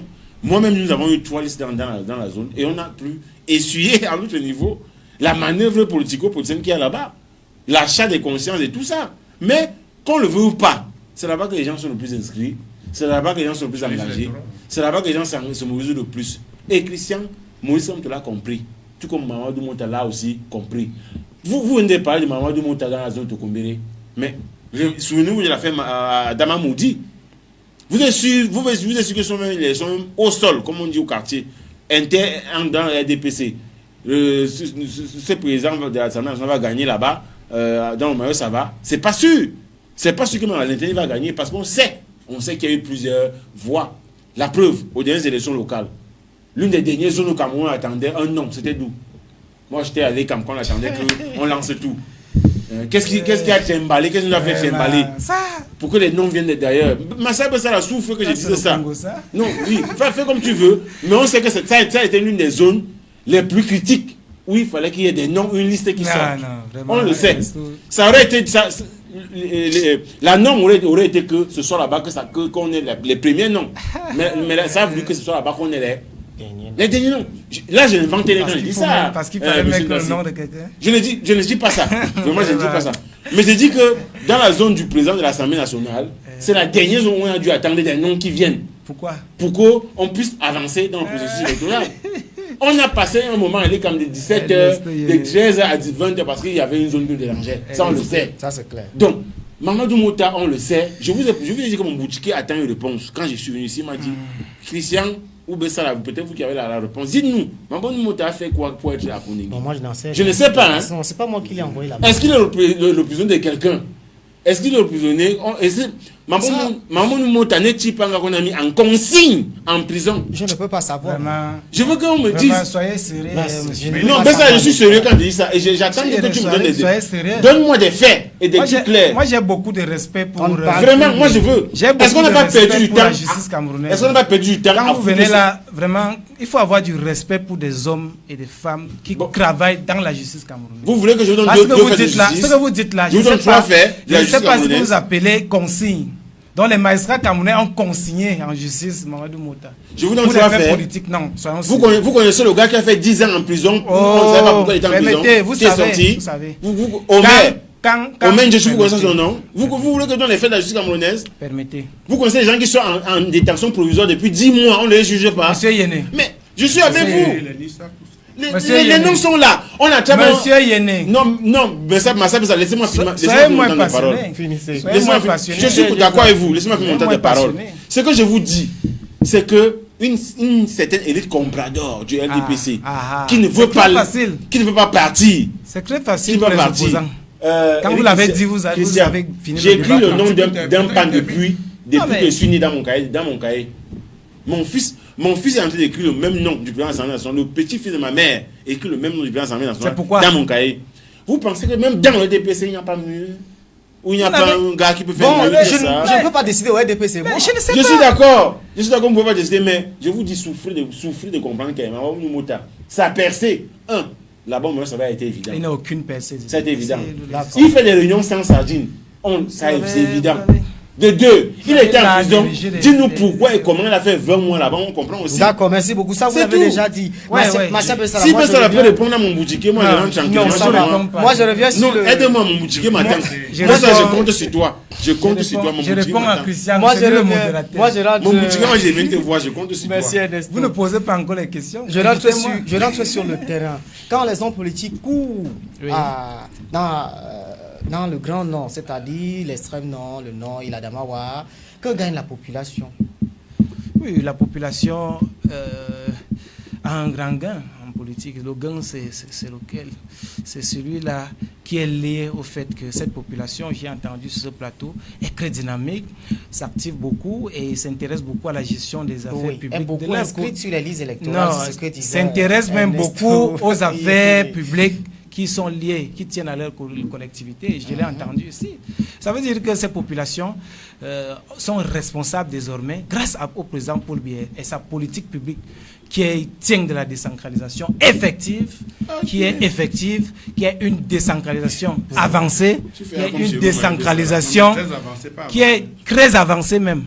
Elle n'est pas avancée, elle est très avancée désormais, et une décentralisation qui garantit la démocratie participative et mais est-ce que vous comprenez le niveau d'enclavement, de sous-colonisation de cette zone, beaucoup de problèmes à gauche, à droite? Est-ce que vous comprenez, même sur le... Comment je vais expliquer ça? Même dans ce qu'on appelle généralement chez nous le partage du gâteau national, est-ce que en faisant le choix des investissements et autres, on ne pense plus à ce grand peuple du Grand Nord qui a voté massivement pour je voudrais vous dire que le ministre de l'économie actuelle est de la région septentrionale. Voilà. Vous ne me direz pas qu'il n'aime pas tellement sa zone au point où il concentre les projets de développement vers les autres zones. La stratégie, permettez, j'ai dit de la grande partie septentrionale. Mais pourquoi vous dites ça? Vous comprenez un peu? Le point n'est pas... Permettez. Non, les thèmes comme ça, ça ne nous aide pas, Ernesto. On est en République, on ne devrait pas connaître la sardine en République. Allez-y, mais dans Sylvie avec ça. Oh non, allez-y, Martial. Mais ça continue. Pourquoi tu fais ça? Allez-y. Ils ont terminé. On devrait être plus sérieux. Ils ont terminé. Sardine et autres, ça nous sert à rien. Vous avez terminé. Allez-y. Puisque vous avez empêché aux téléspectateurs d'écouter ce que je disais, je répète ce que j'ai dit. Le ministre qui est là, Alamine Ousmane, qui est le responsable, le bras séculier du gouvernement en matière de planification de développement au Cameroun, est un fils originaire. Ça fait pas beaucoup d'années qu'il est là-bas quand même. Ça ne veut nullement dire. Ça ne veut nullement dire que il est le ministre de l'Extrême Nord ou du Grand Nord. Ça veut tout simplement dire que Marshal Bessala, ministre du Plan, tout de même, ne pourra pas manquer de dire au gouvernement que vraiment, d'où je sors là, si vous n'êtes pas au courant, c'est très grave. C'est ce que ça veut dire que... Quand je l'ai dit, que le président permettez refuse de travailler. Christian, oui. je suis en train de parler. Allez-y, voilà. allez-y. Je dis donc ceci. Vous avez donc, premier élément, la décentralisation, qui est une aubaine pour impulser le développement. Parce que les questions de développement sont très sensibles. Et chaque coin de la République a ses spécificités qu'il faut prendre en compte dans la réalisation et dans le montage des projets de développement. Il faut le dire. Je vous tiens une anecdote d'une personnalité qui m'a raconté une anecdote. Il arrive chez lui, notamment dans la même zone là. Il fait construire un puits d'eau, bon, ce qu'on appelle très souvent ici les forages et autres là, de ce côté, puisque il y avait un manque réel d'eau en eau potable. Il fait construire ce point d'eau là au centre du village pour que tout le monde puisse se recueillir en eau potable. Il a été surpris de savoir que quand il rentre là-bas, des gens traversent au point d'eau, vont puiser de la mauvaise eau près de leur champ Et quand il les a approchés, il leur a demandé pourquoi est-ce que vous ne puisez pas de l'eau potable qui est construite convenablement pour vous. Et ils lui ont répondu en lui disant que vraiment, monsieur le ministre, nous avons un problème, c'est que quand nous allons au champ, nous prenons du bois, nous prenons du mil, nous prenons tout là, et nous puisons en même temps de l'eau là-bas de ce côté où il y a le champ. Donc le fait pour nous de prendre simplement du mil de ce côté et venir puiser de l'eau ici, ça nous permet pas. Donc vous comprenez qu'à ce niveau, il faut interroger les populations. Et c'est le travail, des autorités. Et c'est le... Monsieur Dassi, soyez sérieux. Non mais je rêve. Bon, excusez-moi. On fait un projet pour vous sans vous. Soyez sérieux. Allez-y. Vous êtes en train de nous expliquer que... Donc c'est pour vous dire quoi. Je prends cette anecdote On a fait un projet sans les gens. pour apprendre aux gens du CRAC qui n'ont jamais géré même une seule mairie que Voilà. la maturation, la gestion des affaires publiques ne se fait pas simplement parce que vous êtes très intelligent dans votre bureau. Vous avez demandé pour... Au même moment, nous au RDPC, nous ne pouvons pas dire qu'au CRAC, tel militant est meilleur que l'autre. Et déjà, je ne suis pas sûr que si on arrive au CRAC, M. Yeneki donne les leçons ici, est le meilleur militant. Nous, ça ne nous intéresse même pas de savoir que Kavaï est moins intelligent ou moins pertinent ou compétent que Je suis nous. plus pertinent Et que Kavaï. Où lui veut choisir. Je le dis à la télé, Vous je n'êtes suis pas, plus pertinent que Kavaï. vous n'êtes pas au RDPC. Gagnez les élections législatives et on verra. Je suis Ce que je suis en train de dire. Kavaï, je le dis ici. Mais vous serez éternellement intelligent, ça est présent à l'Assemblée nationale. Tant que vous ne serez pas député. Donc, ce que je dis. Ah non, Ernesto. Ce que je dis, c'est que. Ce que je dirais, donc, c'est que. Monsieur Dassi a demandé qu'on ait du respect pour nos autorités. Effectivement, C'est important. Non, mais je croyais que vous ne coupez personne. Je suis curieux quand même de savoir que sur les 5 minutes, je n'ai que parlé de les 3 autres que vous avez pris. Il y a les fous ministres qui sont Voilà, déplacés. continuez de parler. Vous vous laissez distraire. Non, je ne me laisse pas distraire. Non, Je ne vais pas parler au même moment qu'il parle. S'il parle, il parle. Il souhaitait ça. Voilà. Si vous avez fini, je peux chuter. Allez. Voilà. Je disais donc que les Les problématiques de développement ne sont spécifiques à chaque coin du Cameroun. Comprenez? Ça veut dire que le maire, peut-être, d'une localité, doit interroger les populations directement et monter des projets avec les populations. Donc, il doit s'étendre au-delà même du conseil municipal. Parce que s'il monte un projet, vous avez vu que dans cette anecdote, ce que vous voulez ressortir, c'est que cette élite pensait pouvoir réaliser un grand ouvrage qui va servir tout le village en le mettant au centre du village. Pourtant, s'il avait demandé aux populations où est-ce que vous voulez qu'on place ce point d'eau, les populations allaient dire allez le placer en brousse champ. Par exemple. Et pour lui, ça allait apparaître insensé parce qu'il n'allait pas comprendre comment est-ce qu'on ira puiser de l'eau au champ.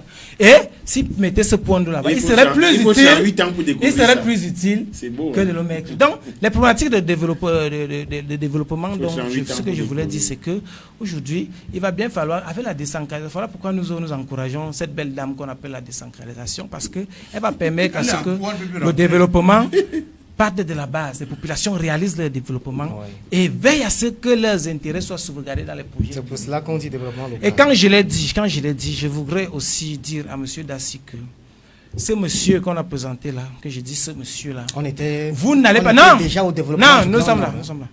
Dans les problématiques du Grand Nord, les fils du Grand Nord connaissent les problèmes qu'ils ont. Vous n'avez pas à venir dire aux fils du Grand Nord quels sont leurs problèmes. Vous êtes très mal placés. Ça, c'est un. Les deux, permettez. Vous là, vous du CRAC et autres là. Donc, dire qu'aujourd'hui, le Grand Nord connaît ses problèmes. Les fils du Grand Nord. Les gens du CRAC n'ont pas à s'inquiéter. Non, ils ont à s'inquiéter. C'est-à-dire qu'il y a sauf qu'ils ne sont pas dans l'inquiétude. On ne doit pas s'inquiéter. Le fait que quelqu'un du CRAC vient nous dire qu'au Grand Nord, le Grand Nord, nous devons élire tel député à la place de tel député et que tel député, tel est plus compétent, a battu tel aux élections aux primaires. Je ne sais pas la compétence que vous avez, monsieur au CRAC, à le faire. Non, le Grand Nord est dans une situation qui est la situation globale du Cameroun. Il faut dire bizarre. À savoir que le Cameroun est un pays, un jeune État, qui est dans le processus de sa construction et de son développement. Et on n'est pas émergent. Et que dans le processus de développement et de construction, toutes les composantes sociologiques du Cameroun, toutes les parties du Cameroun seront prises en compte. La stratégie nationale de développement qui est la boussole désormais du gouvernement et de l'État du Cameroun. Je parlais du ministre du Minepat Il a été au centre de la conception de ce programme-là. Et vous n'allez pas me dire que là-dedans, il n'a pas pris en compte la situation des populations qu'il rentrera demander le suffrage. Il faut le dire. Lui n'est pas non, il rentrera. Quand il demande le suffrage, pour les militants de pour les échéances, il ne viendra pas chez M. Dassi, il ira là-bas. Demander de voter les listes du RDPC. Et la réponse lui sera donnée en disant, Monsieur le ministre, vous étiez dans la planification. Regardez-vous donc fait de voilà pourquoi je dis. Pas pour dire qu'il est au ministre de là-bas. Il est au ministre partout, mais le gouvernement tient à compte les problèmes du Grand Nord et en plein dans la réalisation et la résolution de ces problèmes dans la méthodicité, sans passion, sans déchaîner les passions, sans s'agiter comme je vois au crack, sans crier, sans utiliser les qualifications. Parce que le crack qui n'a jamais, il est quand même curieux de voir que un célibataire ne peut jamais être bien positionné pour conseiller les mariés. Monsieur le crack, si vous voulez conseiller le RDPC, comment développer... Tous vos maires sont mariés. Prenez au moins une mairie, gérez bien la mairie et on verra. Prenez le pays. Mais si vous n'avez même pas un seul conseiller, depuis 38 ans, vous ne pouvez donner les raisons. Non, vous laissez au pays, on ne veut plus. Comment est-ce que les mariés... On ne veut plus rester avec le pays. Vous faites quoi avec 38 ans depuis? Même à Mambo, à l'eau, il n'y a pas d'eau. Vous faites quoi avec le pays? Petite transition.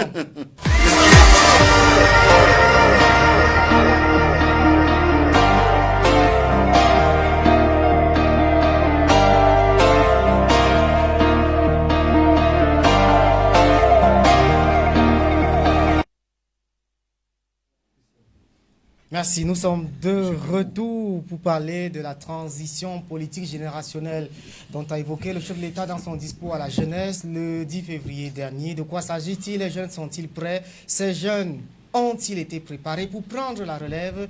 Première question à qui? Première question à Ernesto Yéné. Vous avez compris ce que signifie transition politique générationnelle?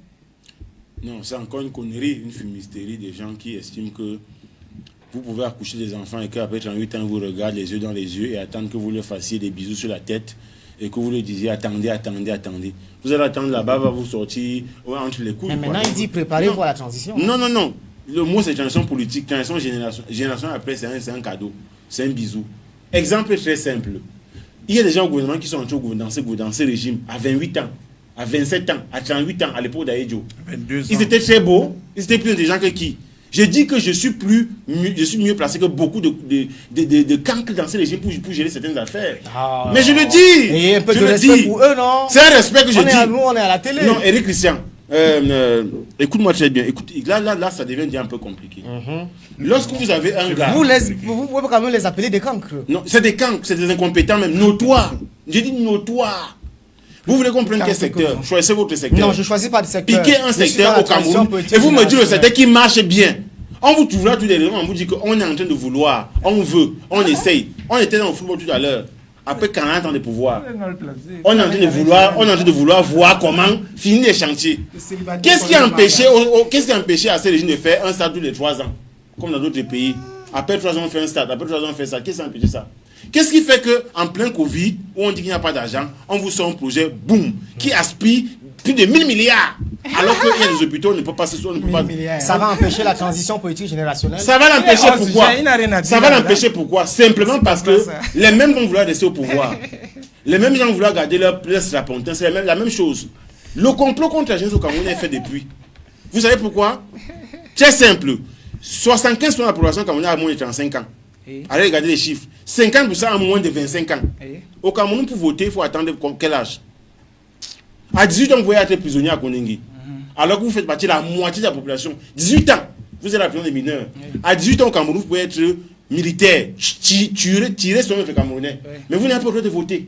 Vous n'avez même pas le droit de vous présenter comme conseiller municipal dans votre région. Attendez 23 ans pour votre conseil municipal. Vous pensez qu'on vous implique dans les affaires de la cité? Non. Les gens qui sont au gouvernement, qui ont plus de 65 ans, représentent 5% de la population du Cameroun. 5. Donc quand on me parle de transition politique générationnelle, c'est un leurre. C'est du bluff. C'est une grosse connerie. Parce que pour vous, un gars, j'étais lorsqu'on octroyait des financements dans une zone à l'ouest Cameroun, dans le cadre d'un projet jeune. Un monsieur planté jeune à 54 ans, il a eu 20 millions. Ici, on a dit, monsieur tel, 54 ans, Le programme, c'est un programme jeune. Il a eu 54 millions de financement. 20 millions de financement, 54 ans. Le Congo, ça. Donc, je vous dis donc que dans ces pays, ça ne reste que des mots. Toujours le Congo, ça. La chose qu'on pouvait faire pour aider les jeunes, le gouvernement devait s'interdire le whisky en sachant en quelle année ici. En quelle année? Ça, c'est toujours en cours, non? Allez à la sortie du lycée et collège, vous voyez que c'est qu'on fait le whisky en sachet. C'est quelques petits 3-4 personnes du LDPC qui gèrent le business du whisky en sachet au Cameroun. Le riz qui est à Yaguamaga, là il y a des jeunes qui cultivent, un jeune cultive son riz en 2014 et elle doit attendre 2020 pour qu'il soit vendu ou traité par la CEMRI. En attendant, il fait quoi? Beaucoup lui dit bonjour. Les gens le flattent et tout et autres. Vous me parlez de quelle chanson politique générationnelle et Christian? C'est du leurre, c'est du bluff. Ça va être des mots. On va vous énoncer une litanie de projets. Le projet U, vous avez un audit de ce projet U. Vous connaissez quelqu'un qui connaît quelqu'un qui a eu le projet U, qui a regardé ça? Non. On parle du plan triennal. On était à combien? C'est sur triennal. C'est triennal, hein? Ça va être quadratriennal maintenant. Parce qu'on va dépasser le cap, comme toute chose au Cameroun. Ça va glisser. On va glisser. Et on ne va pas vous dire qui a eu quoi dedans. C'est ça la chose au Cameroun. Un discours comme celui qui a eu le 11 février là était nul et creux. Oh non! Mais je dis nul pourquoi? Nul pourquoi? Parce que quand on est un président, quand on est un papa, on est un père, je dis même plus, un grand-père, on ne vient plus dire, on ne vient plus émettre des souhaits, ni des vœux. On prend des décisions. Déjà, lundi, intention de whisky en sachet. Le tramon se vend comme les biscuits. Et on sait qui gère ces tramons-là. Vous achetez ça aussi, hein? Ça se vend. Puisqu'il sait. Ça se vend. Chaque quartier a son petit dealer. On sait ça. On sait ça. Bon, moi, je ne sais pas. Vous ne savez pas? Moi, demandez à votre quartier, vous allez savoir. Moi, je ne sais pas. Je vous dis que la jeunesse au Cameroun méritait deux choses. Oui, ça, moi, accompagnement et protection. Ce n'est pas le cas. Le Cameroun, par contre, a ratifié tout ce qui est texte. Ça veut dire que pour vous, pour le moment, on ne doit pas encore donner le pouvoir à la jeunesse. On doit encore les encadrer, les accompagner. On ne veut pas leur donner le pouvoir. Parce que, au niveau de la législation, rien n'est prévu. Je vous ai dit que 50% de la population a moins de 18 ans. Vous les excluez du jeu politique, vous voulez donner le pouvoir à qui? Merci beaucoup. Pour être conseiller, monsieur, vous attendez quel âge? 23 ans. Sénateur, 45. Moi, j'ai mes égaux d'associés civils qui sont sénateurs en Ouganda, qui ont 20 ans, qui sont sénateurs en Ouganda. Vous faites quoi? 18 ans pour être à la prison de Koningui, des majeurs, 18 ans. Mais vous n'avez pas le droit de voter. 18 ans pour être militaire, vous êtes fonctionnaire, vous n'avez pas le droit de voter. Vous pensez qu'on donne un pouvoir aux jeunes? Merci. C'est pas ça qu'il s'agit. Léopold Dassi, transition politique générationnelle. Les jeunes sont-ils prêts pour la relève?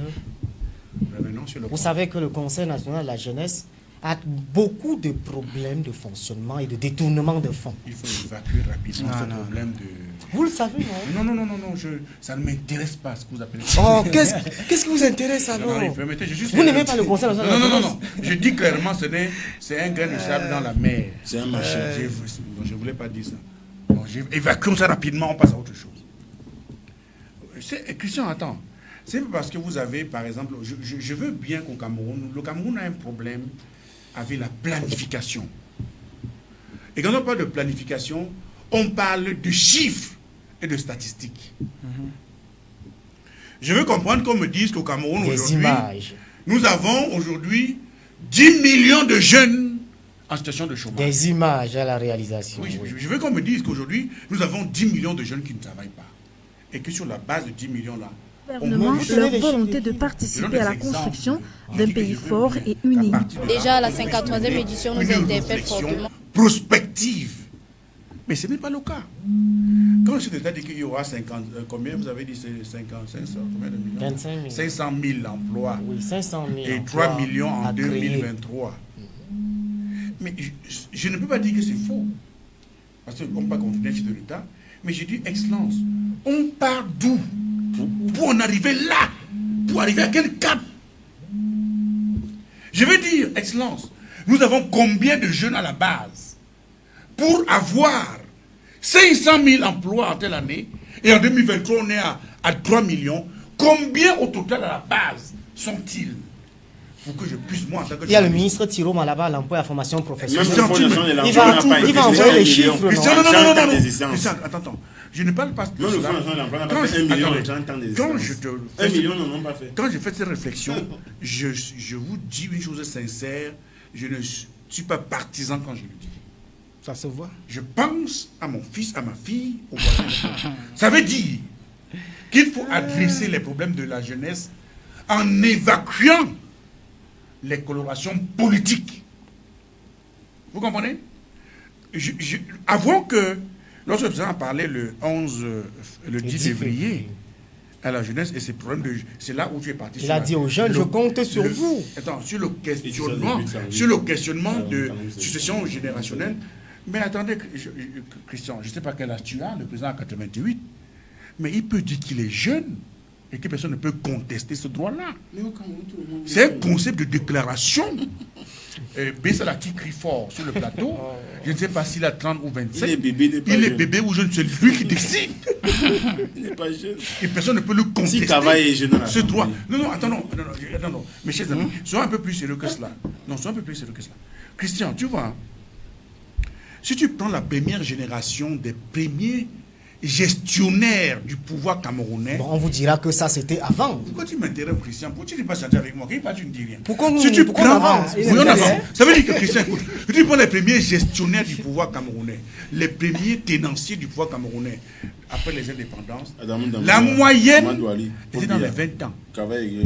On cite. Non, on n'est pas dans la citation. C'était qu'ils avaient 20 ans. Mais on va dire que là. Attends, j'évolue. Il n'y avait pas ça veut dire de classe politique. Attends, Christian. Ça veut dire que tous, personne d'entre eux n'a payé ni cuillère, ni fourchette, ni scolarité. Tout leur tombé du haut du ciel comme de la manne du bon Dieu. Traduction. Dans le désert. Bon, maintenant, moi, je suis entré dans l'université de Yaoundé, l'unique université à l'époque en 90. Vous comprenez? Ben, quand nous entrons à l'université, j'étais un gamin en passant. Oui. Quand nous entrons à l'université de 90, mon cher ami, mais nous pensions avoir, et puis je suis en train une mention, nous pensions que la bourse était automatique. Vous comprenez? Comme nous, mais on nous a dit, ben, écoutez, comme vous entrez là maintenant, non, il n'y a pas la crise. On vous dit maintenant, vous allez, comme vous êtes assez taciturne, assez indépendantiste, assez imbu de vous-même, maintenant vous allez payer avant de vous inscrire ici. Et sur le coup, le gouvernement a construit une barrière autour de l'université de Yaoundé.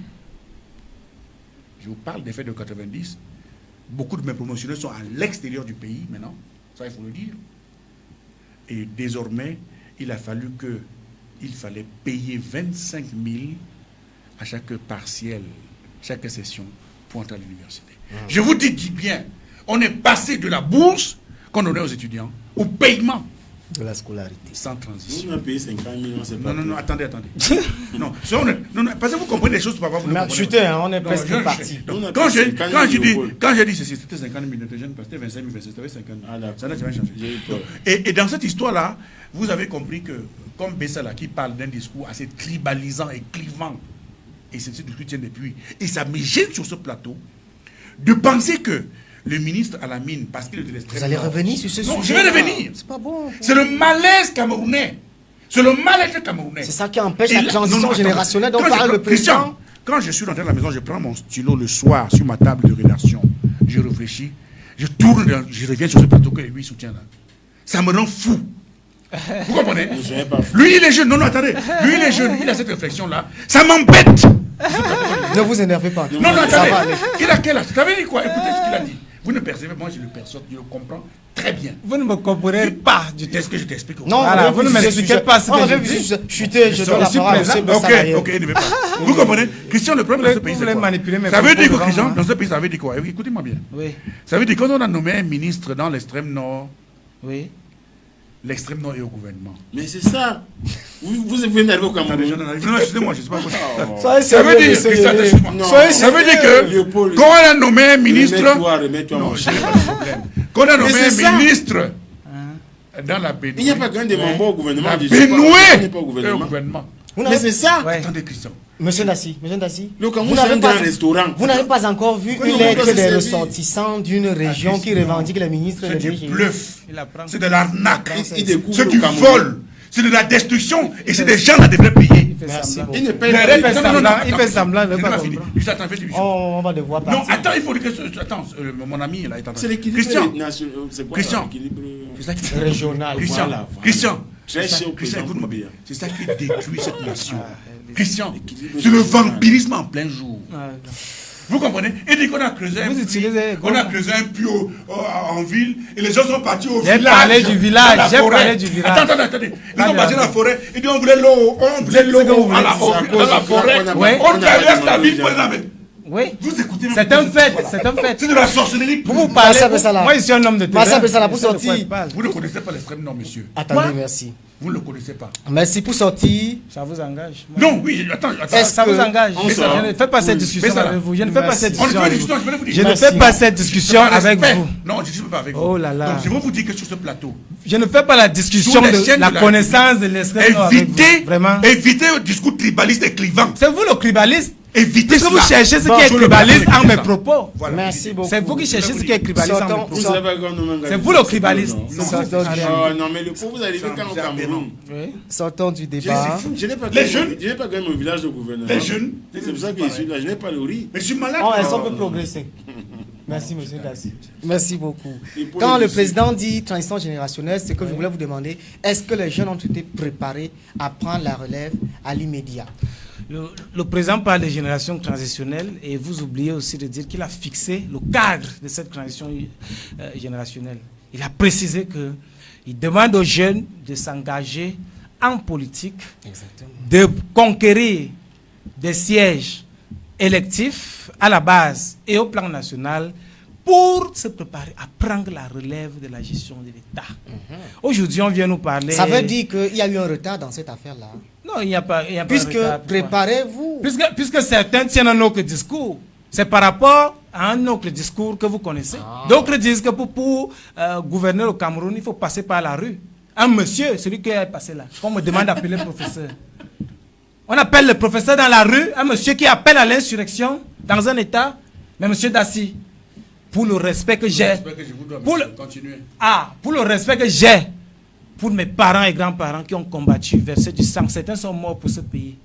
Vous m'avez dit que je ne connais pas l'extrême nord, je ne vous répondrai pas aujourd'hui. Allons-y. Est-ce que les gens ils ont versé le sang pour ce pays. Ce monsieur ne peut pas amener des Camerounais dans la rue pour verser encore le sang des Camerounais. Merci. Stop. Le Cameroun a combattu. Est-ce que les jeunes ont été préparés pour la transition? Je vous dis donc ceci, les jeunes donc sont bien préparés pour la transition et continueront donc d'être préparés avec la participation des acteurs politiques sérieux, ceux qui peuvent encore être appelés acteurs politiques parce que d'autres ont cessé l'élection par la formation. Non, ne citez pas les noms. Monsieur ne venez pas. Non. Moi j'ai vraiment. Il faut avoir de la décence et du respect pour ceux qui ne sont pas en votre présence. Vraiment, vous n'êtes pas là pour appeler les noms des gens qui sont des pères de famille, qui sont des parents. Vraiment. C'est les acteurs politiques. Voilà. Donc respectez-vous et respectez les autres. L'histoire retiendra que... Ce que je voudrais vous dire, c'est que... Comment va se faire la transition générationnelle? Elle se fait dans depuis des années, les mêmes personnes sont au même poste, dans le même gouvernement et un peu partout. La transition générationnelle ne se fait pas qu'au gouvernement. Vous parlez du gouvernement.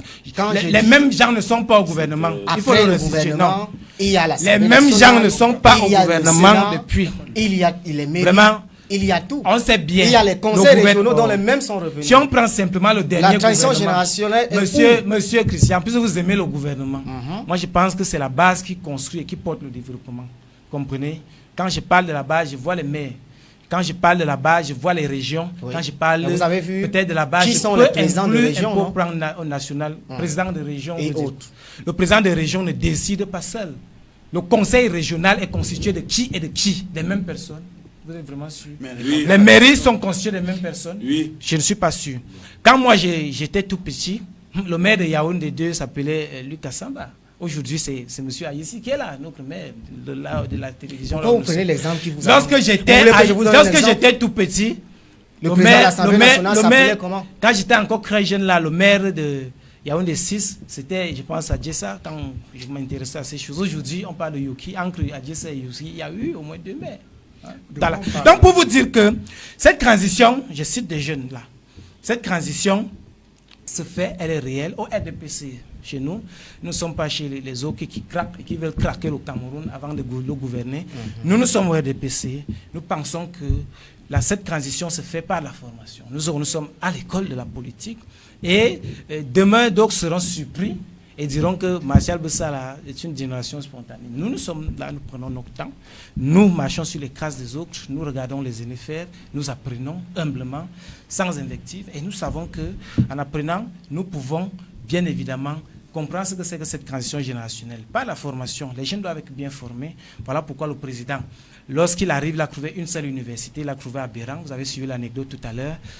Pour continuer, il a refusé de vous dire humblement, ou alors de manière de mauvaise foi, pour vous dire qu'aujourd'hui, il y a plus de 8 déjà universités d'État consacrées. Et prochainement, vous verrez bien que Ebolo aura son université, Berto aura son université, et vous aurez Garoua qui aura son université, et partout comme ça, nous aurons les universités partout, pour que les jeunes soient bien formés. Politiquement, les partis politiques et les acteurs politiques, les leaders politiques doivent être aujourd'hui les laboratoires de construction et de formation de la conscience politique, de l'éveil politique, pour que ces jeunes prennent la relève. En dehors de cela, les jeunes doivent comprendre les enjeux de leur pays. Quels sont les enjeux de leur... Nous avons des enjeux de paix. Aujourd'hui, le Cameroun est menacé de partout. Certains fils de la nation prennent pour la blague ou se disent que c'est un laurier de politique pour eux. Quand leur pays est attaqué, pour eux c'est bien, ça leur permet d'exister et se pavaner partout sur les plateaux pour dire que c'est mal gouverné. Bon, tant mieux pour eux. Ça, c'est leur place historique qu'ils ont choisie. Le Cameroun, aujourd'hui, les enjeux sont les enjeux de développement. On a parlé de développement des SEMNOT ici tout à l'heure. Est-ce que les jeunes sont conscients du fait qu'il va bien falloir qu'ils prennent la relève à un certain moment donné pour poursuivre le chantier de développement? Paul Biya ne fera pas tout.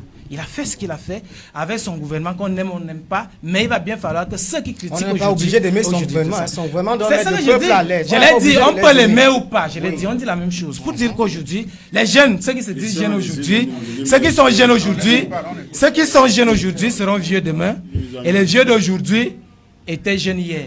Et que ceux qui pensent aujourd'hui qu'ils seront éternellement jeunes, dans 5 ans ne le seront plus. Je vais leur demander ils ont encore pour seul projet politique la jeunesse. Merci. Et que on est parti. Bon, je chute.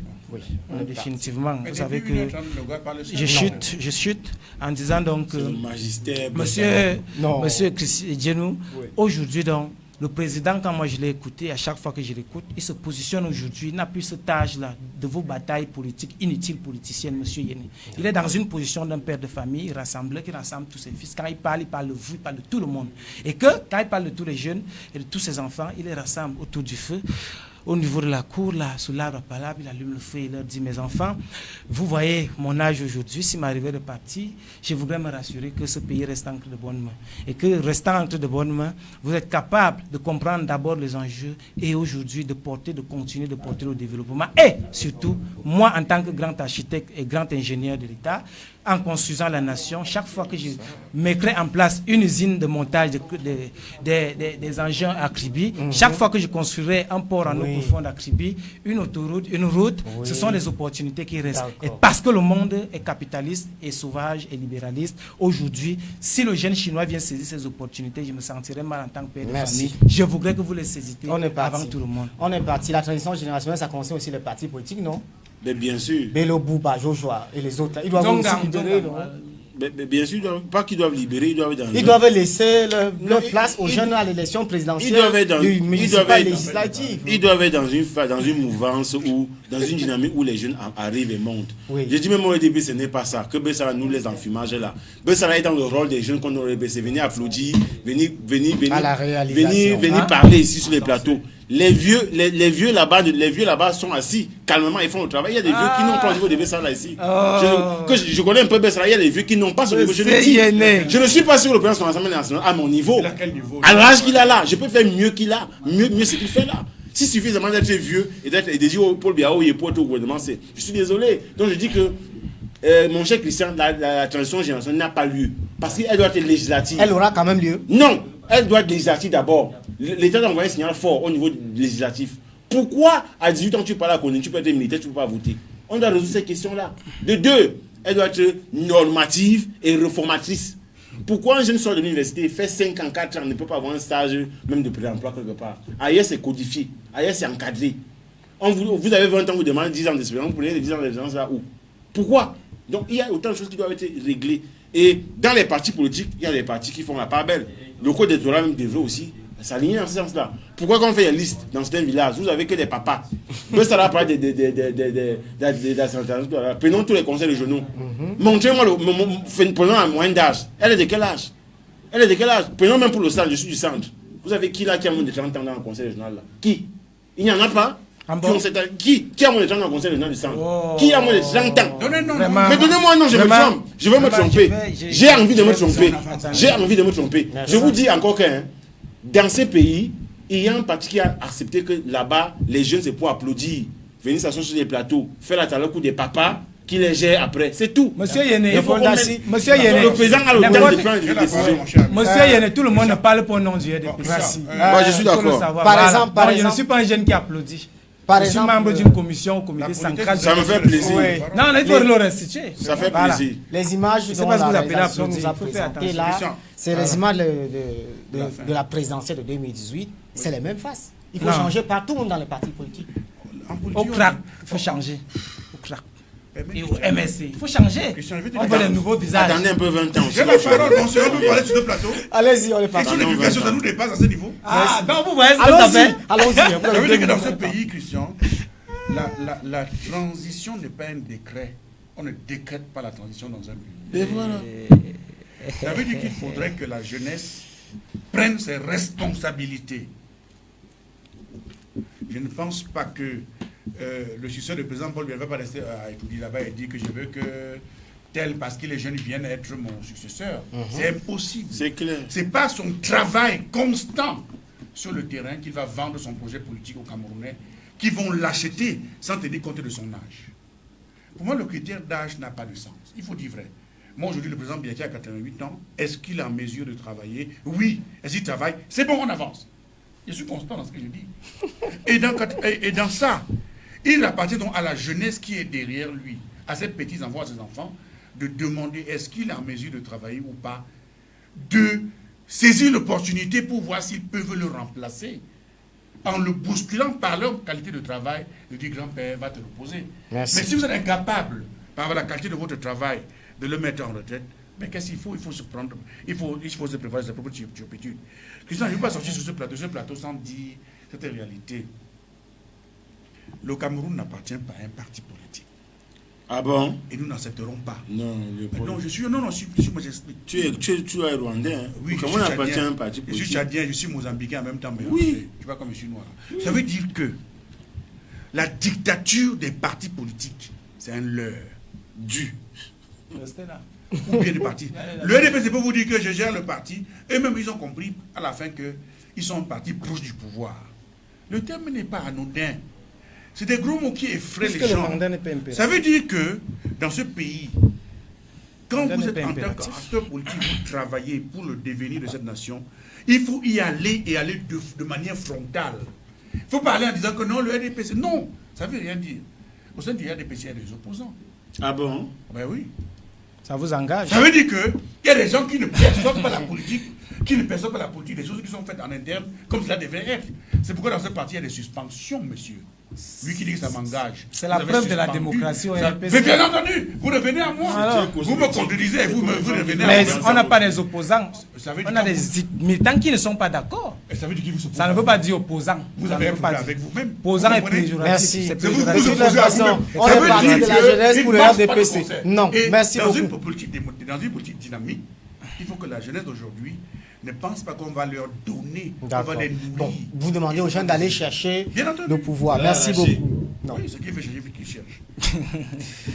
Merci beaucoup. Merci donc à tous les trois d'être venus. C'était le kiosque de Canal 24. Rendez-vous samedi prochain, rediffusion demain dimanche à 10h. Émission à regarder en continu sur nos pages Facebook et YouTube, Canal 24 TV. Merci à tous les trois. Juste derrière moi, Africanité, votre émission des mystères et des valeurs africaines. Prenez soin de vous.